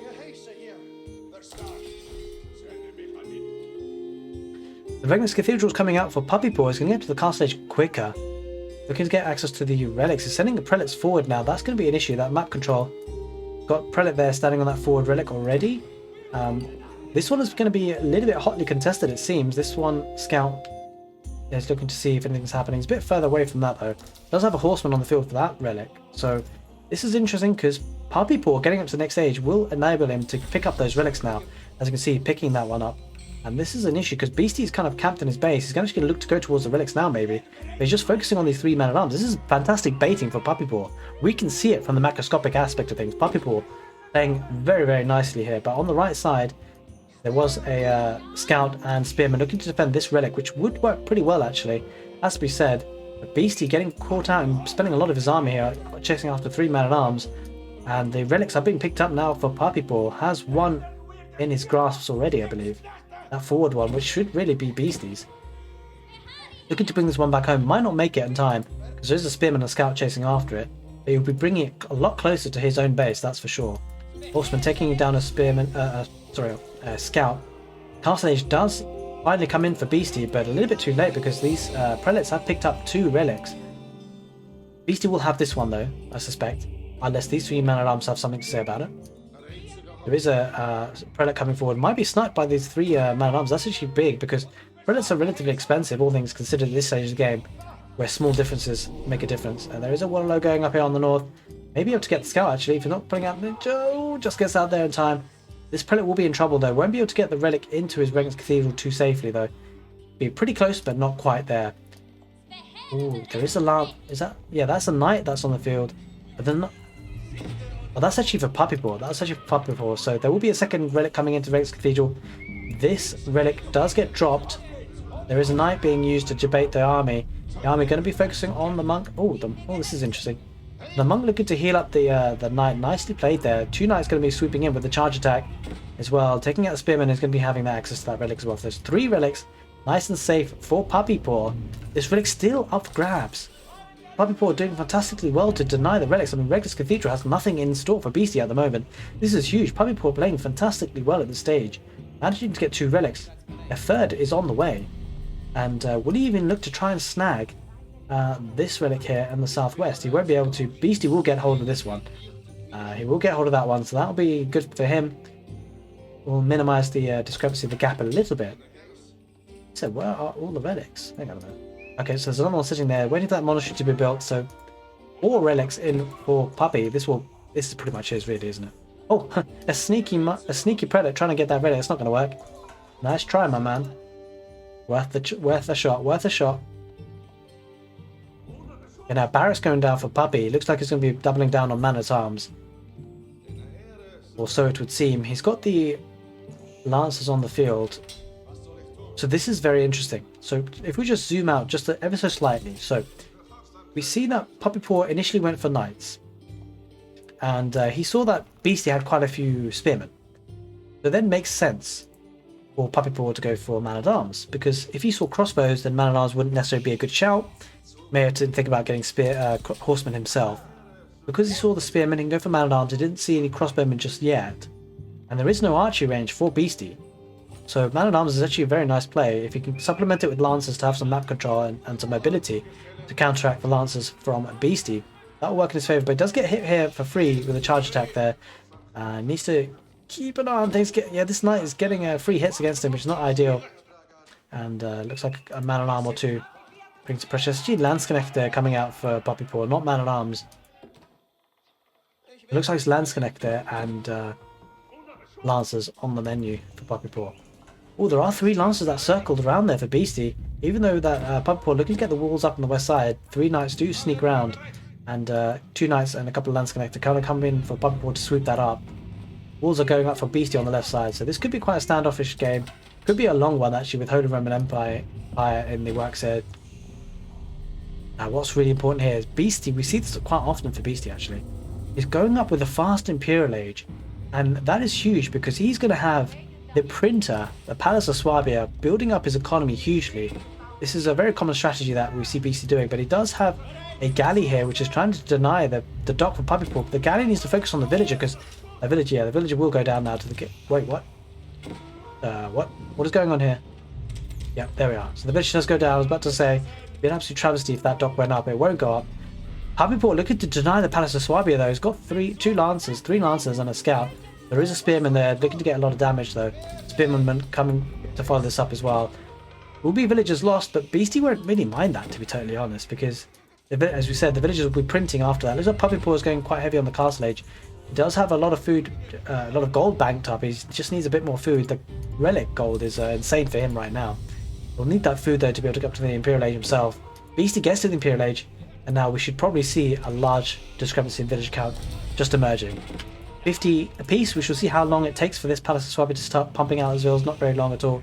But it's a couple of villages going down on the wood line. Not enough though. Puppypaw needs to go up to the Imperial Age himself really, because it just feels like the Palace of Swabia is one of these landmarks that can produce villagers faster than you can kill them. Like even if Puppypaw just has a massive raid, it doesn't matter. This printer is going to keep printing.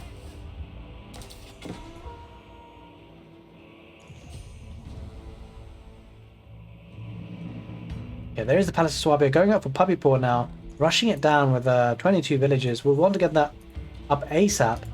A lot of barracks going down on the field for Beastie and walls to protect his base. Go for quite a few lancers and lance connector himself. So relatively even, like it's equal army composition. It's pretty much this is a bang up mirror match, guys. They're literally doing the same strategy, doing the same sort of things. I say Puppypaw had the advantage for the castle age, but obviously Beastie being Imperial Age has got a good advantage now with the villager and economy being boosted severely. We'll take a look at what the villager discrepancy is now, because we see as Puppypaw reaches Imperial Age, beastyqt has 59 villagers, 52 for Puppypaw. In the grand scheme of things, not all too different. Especially when you factor in the relic gold, actually, to be fair. I probably prefer Puppypaw's position. That Reckness Cathedral only has 1 relic in it, and that's such a huge discrepancy. It would be a much smaller difference.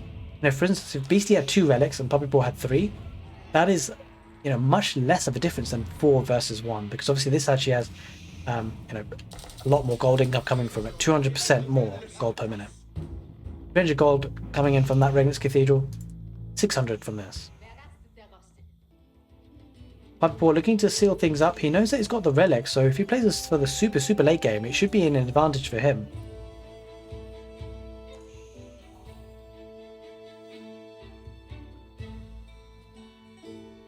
Oh, this is a nice touch. Puppypaw putting a knight there just to keep an eye on things. He doesn't want to lose his first pond.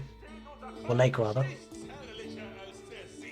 Should really call it a lake, seeing it's in the name. 4 lakes.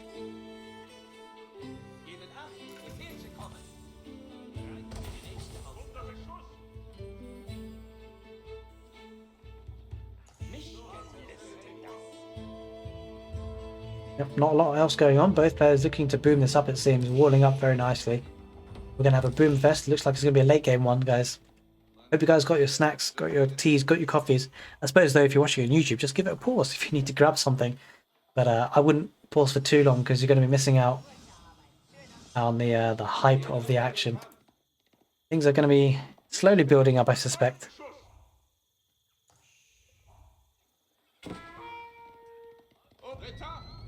Alright, Lancers do nice to get in for Beastie actually. Oh, that's a bit of an awkward one. I think he got through here. He's keeping him open here on the south corner, and he's going to be picking off some villages, but there are obviously plenty of knights here.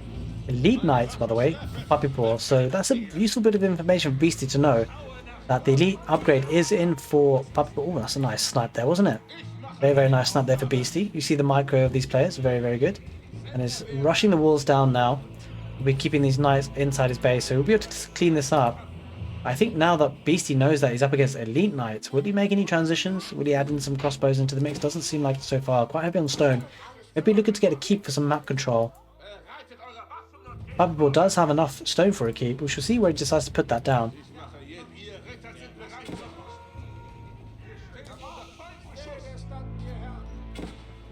Okay, puppypaw just sending a small army there across the map to see what's going on.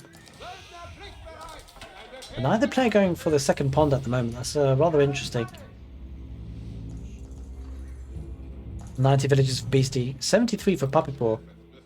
So I wonder if Beastie is actually producing from his capital town centres. This could be a difference that's happening between the two players, because the gap wasn't that big before. Puppypaw is falling behind on villagers. beastyqt producing villages from his primary town centre, but puppypaw isn't. This is the difference, guys. This is fantastic. We very rarely see this. This is an important talking point actually in the game, because a lot of players, when they have the Palace of Swabia, it makes sense just to keep producing villages from the Palace of Swabia, because obviously it's cheaper and it's quicker.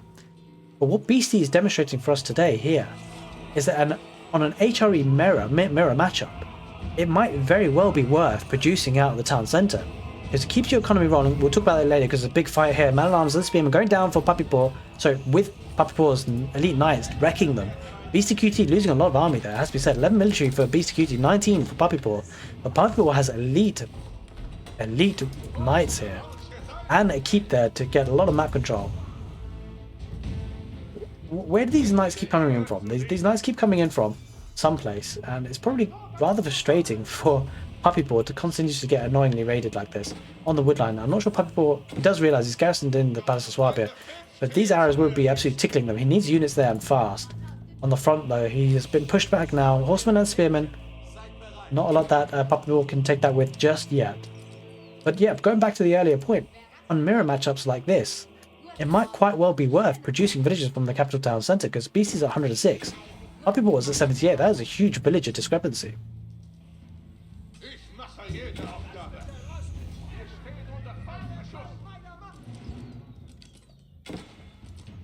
Alright. What's interesting is neither player's going for the sacred sites just as yet. I mean, puppypaw could potentially get this one. I've got a lot of map control on this left side, especially with the keep. He's going to be burning down that gate. The other sacred site is rather far out on the right side. Can't blame anyone for not taking that one, to be fair.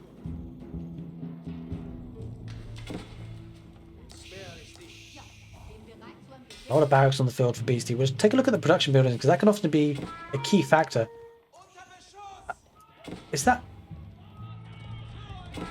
a gap? That must be so frustrating for puppypaw. I think this is a bug. Oh, it's just not been built. Guys, it's just not been built. I think there's a bug with the walls, actually. I remember facing this once myself, actually. If you build it's something to do with building the palisade and the gate. And if the gate is built on like a partially built palisade wall, maybe it doesn't get fully built. And I don't think puppypaw can stop that gap anymore.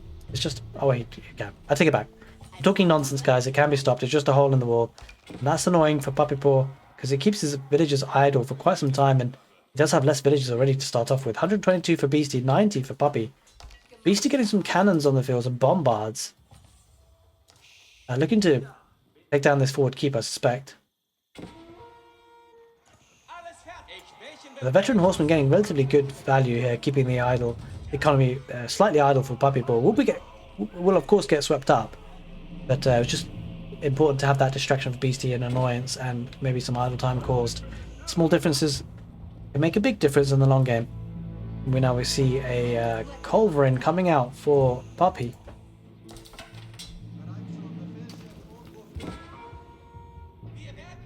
Oh, a bit of a fight here on the right side. Beastie has a much larger army, of course. puppypaw just has a small scouting force there with 2 knights.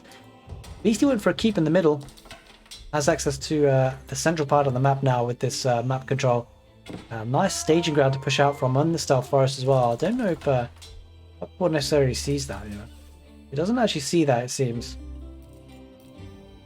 So that could come as a rude awakening for Puppy. Let's have a squad, a horde of knights there on the right side. Culverin relatively exposed now. Horseman looking to try and dive that, but there are elite knights there looking to push that back. The keep there on the left side being bombarded now by Beastie, so he'll be pushing that back, and that's important, of course, because if that keep goes down, then there's only one keep in the middle, and that will be the keep for Beastie. Puppypaw knows the keep now. I don't think it has boiling on oil just yet. It's coming in now. The army garrisoning in for Beastie, because he knows that this army can't do too much with it without siege. So siege not really on the field. He's getting a siege workshop now for Puppypaw. That might have come in a bit too late. Beastie had that siege nice and early with the bombards. And as you can see, one culprit is just not enough, because he's repairing the bombard with 2 villages, although the bombards... But Beastie, Beastie. Okay, the bombard goes down. He had a lot of other things to do, I guess. Village is now repairing that keep.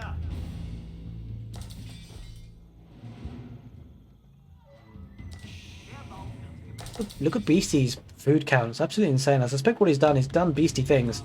We've seen him do this before. We're seeing him doing it again. That Beastie often does this beautiful farming around his Ark and Chapel. This is huge. Look at the farming economy. I mean, to be fair, Puppy's done the same thing. I'm not entirely sure why Beastie has such an advantage on food count. I suppose Puppy has been spending a lot of food on these elite knights. That's probably what it's going into, to be fair. And that's going to be sweeping up the rest of the spearmen there. Gets a lot of hits. Whew, that army really died. Getting cannon emplacement in that central keep. The keep on the left still survives for Puppy. That's actually quite key and influential. It buys them a lot more time. Ooh, okay, forward keep going for beastyqt. He's looking to ramp up the pressure now. That's going to be important to stop, but there is a hole. Puppypaw notices it. He kept an eagle eye. Important to do that. That could have been devastating for him. Puppypaw has an army on the left side with the siege workshop, and villagers looking to build an outpost. Looks like Beastie doesn't want the outpost to go up, but it will. Horsemen do die. Puppypaw surely notices that keep, right? He notices it. He's picked it up, right? He's seen it, right? He's seen it now. I don't think he's going to be... He might be able to deny it. There's not a lot of army here for Beastie. There's knights coming in, elite knights at that. They might be able to snipe the villagers. The villagers are pulled back for Beastie. He has to pull them back. That keep doesn't get put up. It is denied. And now there is siege on the field for Puppy. Puppy looking strong. He's looking strong again. There is a culver in there. But quite a few spearmen on the field for Beastie. Looking to push this back. Beastie retreats for that keep. He's actually got a lot of keeps. He put that keep there for that gold income. So that's going to be nice. Villagers will go down for the lance connector. And all of a sudden, Puppypaw 120 villagers, 148 for Beastie.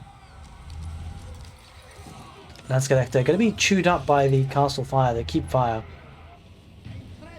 And the keep there on the left side is still being bombarded from somewhere. Not sure where the bombard is. Oh, there it is. It's from the middle, I suspect.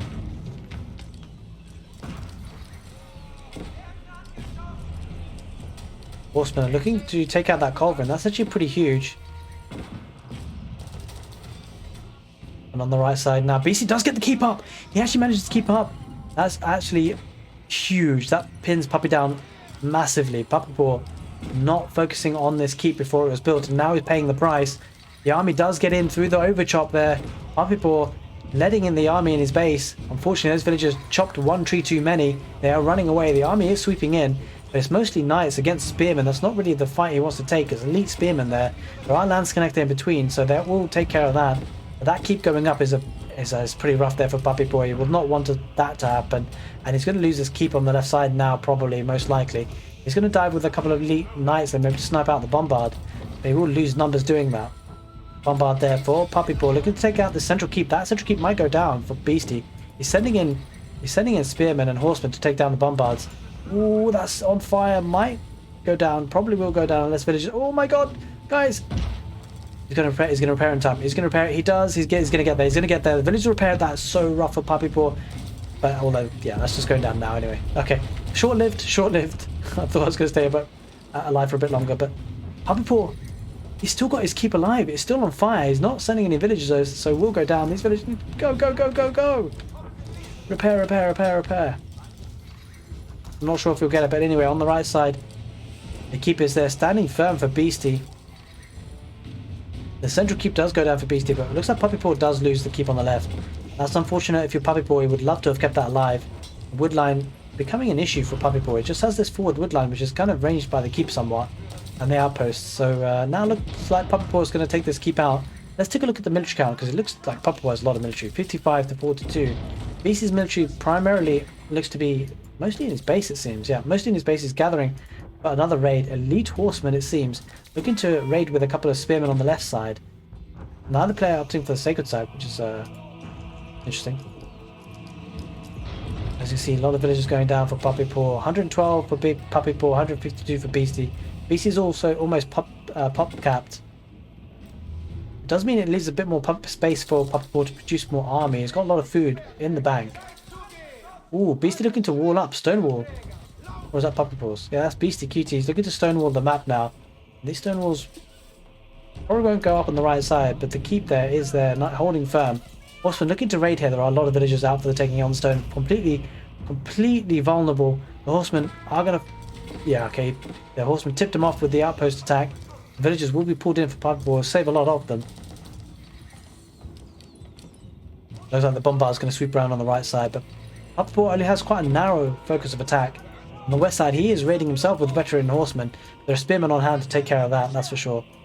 And Landskelect are going to be taking out... Wait, what? Oof, Beastie rushing up keeps everywhere. He's got one on the northwest now. And again, that means that puppypaw has to produce siege to take that out. He's pressuring this keep on the right side, though. Has 2 bombards, taking out the villagers that are walling up, and then going to be pulling back with his army.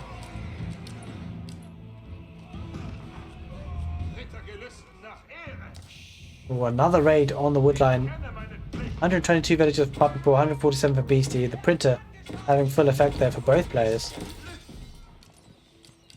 Oh, emergency repairs going down. This is a nice touch. We see Beastie doing this before as well.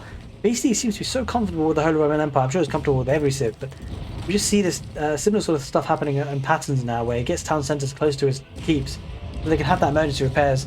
It's not to be underestimated, because now he can send troops in to try and snipe out the bombards. Probably won't be able to make it, but he does force a relatively ineffective fight, really inefficient fight for puppypaw.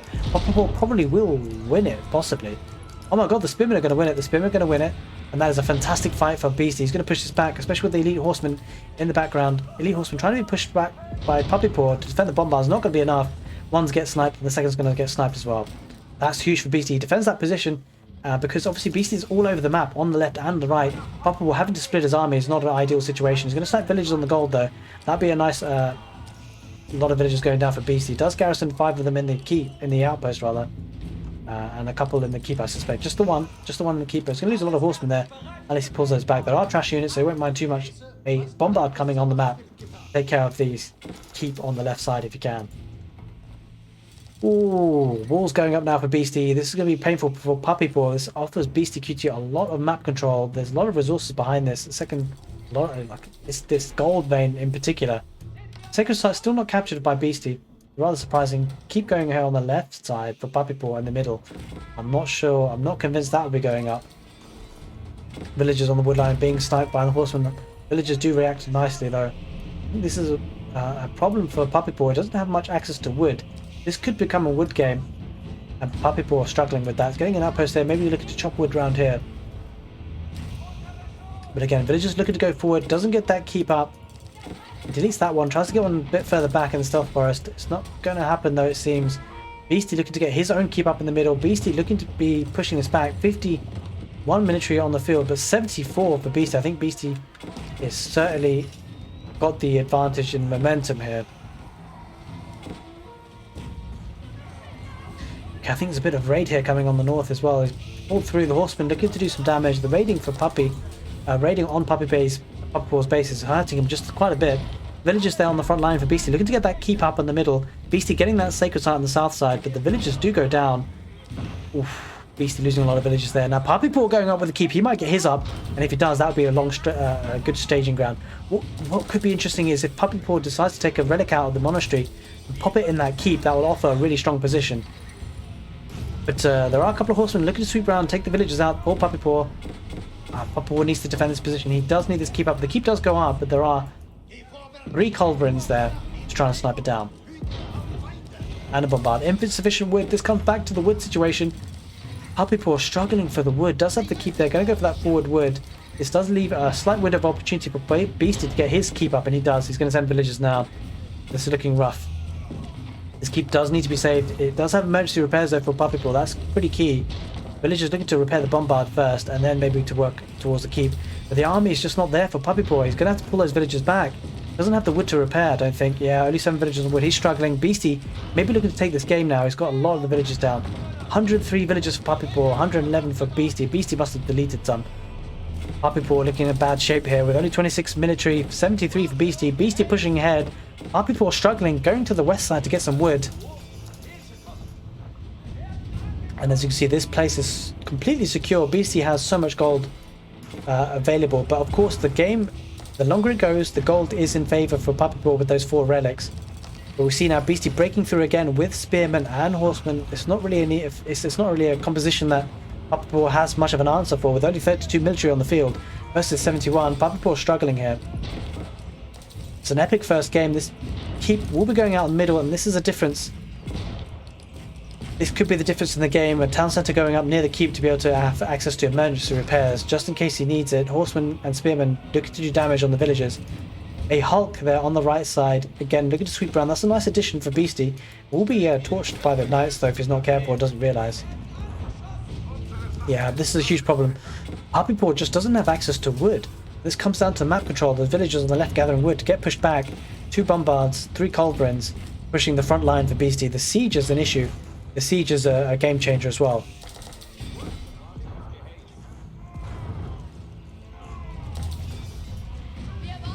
An epic battle between both players playing as the Holy Roman Empire. And just feel like Beastie has the full momentum now, has a lot of production, has forward keeps, forward outposts, solidifying his position in the middle.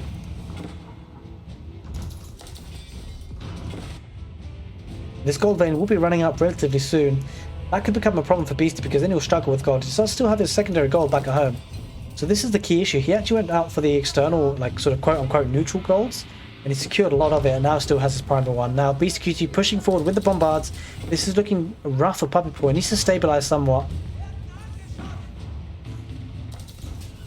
Oh, a lot of knights here coming around for puppypaw. Going to be taking out the spearmen, but this is the thing. Beastie just taking a lot more cost-effective fights, it seems. Another keep coming out for Beastie. Beastie putting down keeps everywhere. It's kind of insane. He's starting to keep raiding. He wants to basically just keep his opponent's army away from his central economy, and the more and longer he does that, the better. Bombard does get sniped down despite being trying to be repaired by the villagers, but Beastie pushing forward with 56 military versus 37. On the left side, sniping the villagers on wood. puppypaw just can't gather wood safely. And that could be the major difference in this game, I feel, the wood situation.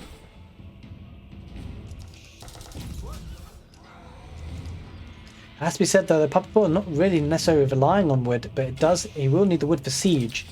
Try and push this back, but he is obviously focusing mostly on food and gold for his lance connector and knights. And the villagers on the left side going down again to the horseman raids.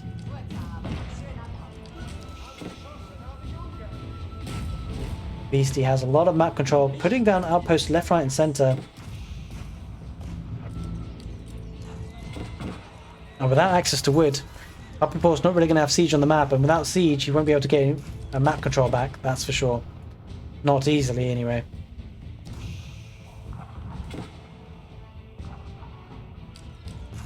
$129 population for puppypaw, 167 for beastyqt. That tells a story in its own. Cannon emplacements coming in as well.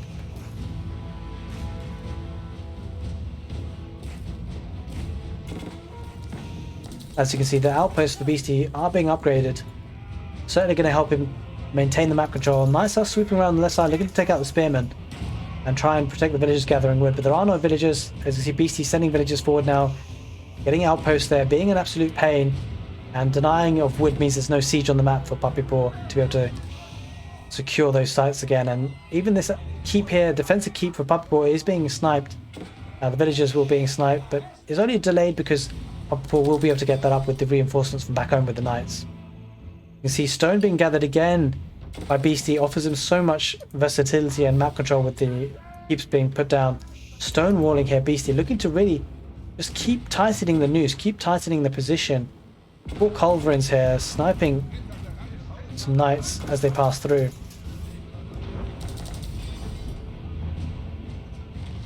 Two bombards on the field as well. Yeah, this is looking rough for puppypaw. beastyqt almost pop capped again, getting the stone walls. If he does get the stone walls, that would be fantastic. And yeah, he's starting to push them down. He narrows the ability for puppypaw to push. He just gets so many choke points here, beastyqt. Tries to get raid here with some elite knights on the left side. Not probably going to do too much damage. Sending knights on the right side does snipe a lot of villagers there. But the villagers managed to retreat through the stone gates.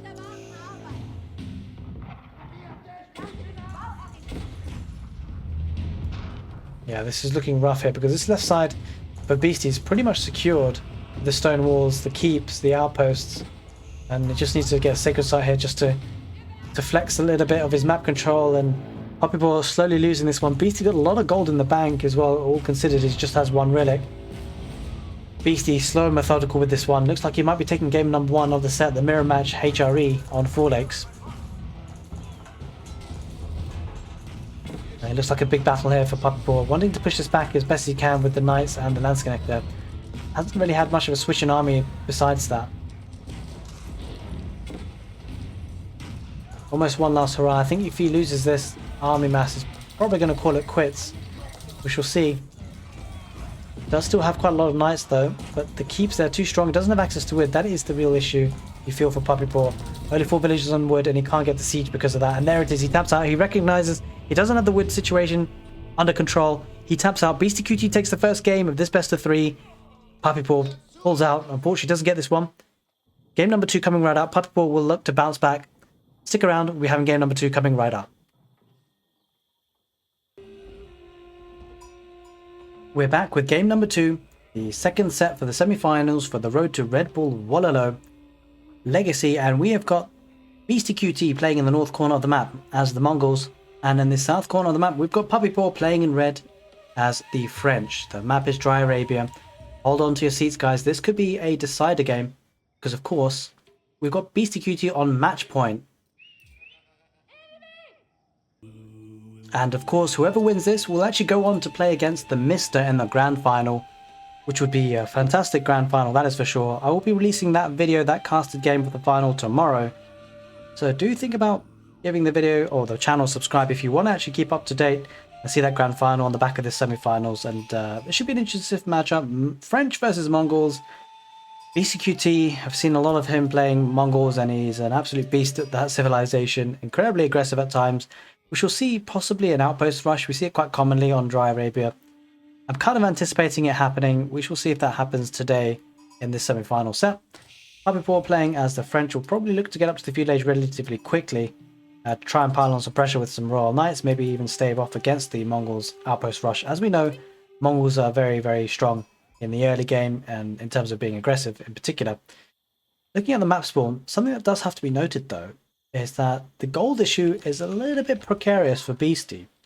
So often with the Mongol spawn, you kind of want to have access to a safe wood line, which you normally will because your town centre is mobile, you just move it to where the wood line is.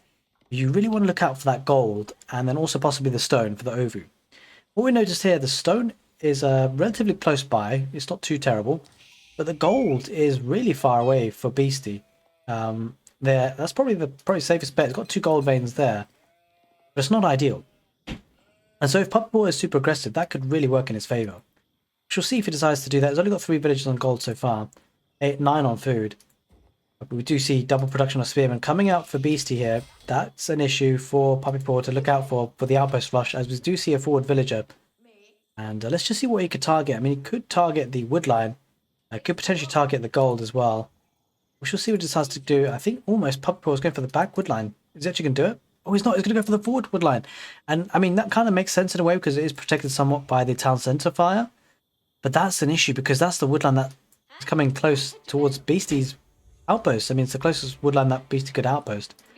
The back wood line could still be outpost rushed, but obviously it's a bit more tricky because the village would have to cycle around the back. But that's the key issue. Now, 2 scouts on the field for puppypaw as you'd expect from the French. One of them starting to put some pressure on the Ovu. Villager cycling around, maybe looking to outpost the gold. Spearmen going there as well. Actually, kind of halfway in between. Halfway in between the wood line and the gold. Might range the gold villagers. Gold villagers probably pulled out to this tree here on the left side as a quick fix.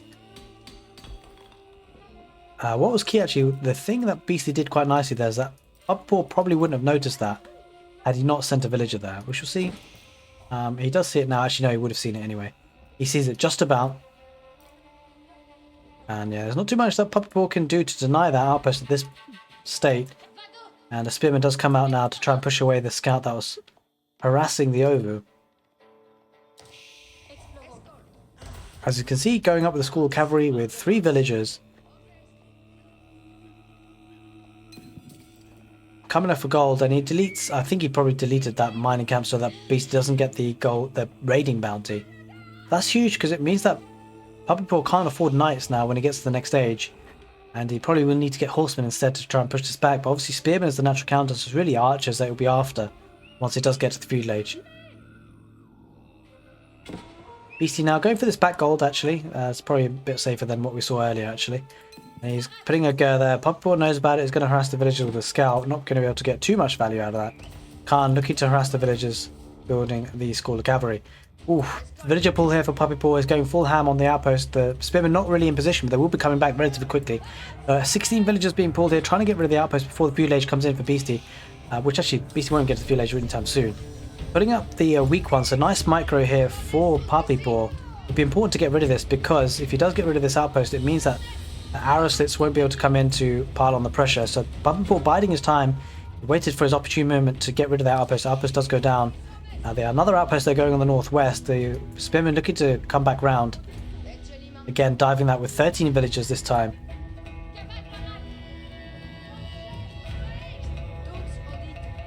And beastyqt does delete it, but it goes further back. I'm not sure if Puppypaw sees that. That's pretty rough. Puppypaw won't see that, but he should be able to get an archery range down now, as he is doing. And this outpost at least is going to be going up for beastyqt with arrow slits most likely coming in when he does get to the fuselage. Let's just see how far away he is from the fuselage. Hasn't started to build the landmark yet, doesn't have enough food, has plenty of gold. We'll need a bit more food before it can click up to the next stage. And a Royal Knight does pop out though, and we'll be cycling around the right. The Khan annoying a villager there on the left side. There we are, there is the age up dong, there going there, the sound, you can hear it. Deer stones is what it's going for. Ooh, the Royal Knight nearly took a bad fight there amongst the spearmen. That outpost will go out.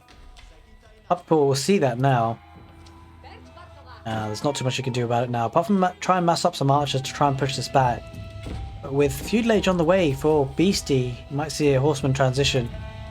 And the spearmen now harassing the villagers on the gold mine, stopping the villagers gathering the gold for the knights. Puppypaw, they're getting an extra scout here.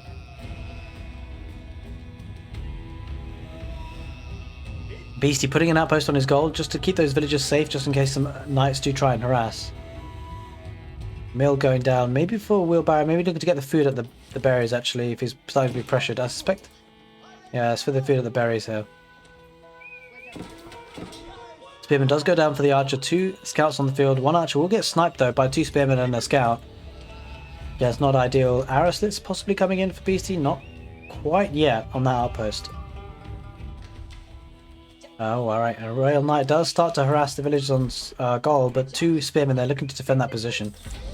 And the new age begins for Beastie. Beastie is in the fuselage, that's why he wasn't getting arrow slits, because he wasn't actually in the fuselage, he's only got there now. And it's like Puppypaw was desperate to siege out this outpost before it does get arrow slits, because of course that outpost with arrow slits will become much more of a problem. Does have a villager or a spearman. There's a spearman that's garrisoned. Can afford arrow slits now, Beastie, if he decides to go for it, but probably won't, because he suspects that outpost will go down.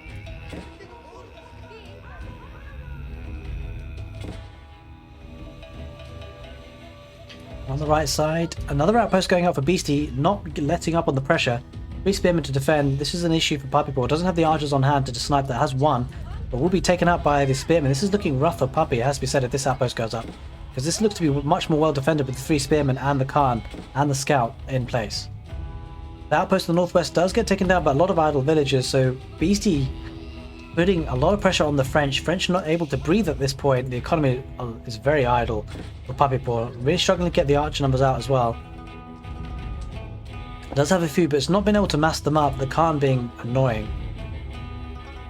And there we are, we see the stable going down. Horseman switch coming in to counter the archers. That will be coming up for Puppypaw, but Beastie on the offensive, looking aggressive, looking in good position here.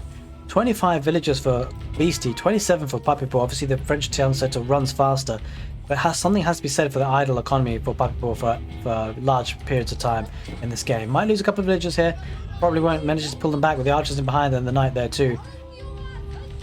This outpost does now have arrow slits, so that's an issue. It ranges the gold. It's a problem for Puppypaw. He's going to lose a lot of archers here, trying to take out the Khan. This is not a great fight. Puppypaw not paying attention here, it seems. Going to lose archers here on that gold vein. And now gold is an issue for Puppypaw, has to be said. Going for stone, maybe for a second town centre. Trying to stick with the game plan, but horseman coming out with the upgrade to the horseman from the early horseman to horseman. And that would be a nice raiding unit for Beastie if you can manage it. Yeah. It looks like puppypaw going for the second town centre. We need to secure a position on gold. He doesn't really have anything around the back though, that's an issue. There's one gold pile there. That could be taken potentially, maybe here, but that's forward facing. Probably would be a bit too risky to start putting a town centre there without adequate protection. Well, this is an issue because this has been damaged, so we can't really delete this mining camp anymore. If it deletes it, I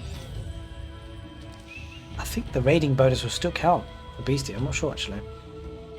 Guys, let me know in the comment section below. If he deletes this mining camp right now, will Beastie still get the raiding bonus, seeing as he's actually damaged it? I'm entirely sure knights are going to charge in with a horseman, with archers in behind. But this outpost doing great work, constantly peppering arrows. Well, this mining camp is going to be torched a little bit as well. Back home pastures, a lot of sheep being built up for Beastie. The economy looking strong for Beastie, has to be said. Has enough stone puppypaw, but not enough wood. He's trying to produce archers, obviously making a lot of, taking a lot of wood in itself. Does have enough for a town centre almost now. Yes, he does. Will he be putting one down? Let's just check. We'll have to keep an eye on that. But this outpost getting so much value. Yeah, but he's going for another town centre on the deer. And that could be a problem because if that gets sniped by the horseman, that might be coming in. Doesn't seem like it, but puppypaw seems to be in a tough spot here. Yeah, horsemen going to cycle around past the outpost. They're going to harass the villagers there. There's only a couple of archers there. He's going to send a spearman as well. This is going to be a big fight. There is a knight there, 3-4 scouts, a couple of archers. Oh, villagers going down for puppypaw. This is going to be frustrating for him. Not going to be able to get the town centre up easily. He will get it up eventually, but at what cost? beastyqt now going up to the castle age. That's going to be an issue. We might see a GG relatively soon because castle age for Beastie is going to be absolutely huge. He's going to be able to get siege on the field. He's going to go up with a step redoubt. puppypaw has been delayed so much. The second town centre are going to add a measure of protection, but it's on food, not really gold. So castle age not coming in, and there is the GG. They're struggling with the gold. puppypaw calls it. Beastie takes the best of 3. He wins the second game. Oof, that was rough with the Mongols outpost rush, but Beastie's so good at doing it. puppypaw will be back next week, I'm sure, fighting it out for his stake in the tournament. But it is Beastie that progresses to the final and will be facing up against the Mista. Guys, I will be posting the grand finals casting tomorrow, so if you've been enjoying the casted games, do consider subscribing to the channel and hitting that notification bell so you get a little ping when I release that video. Take care and see you next time.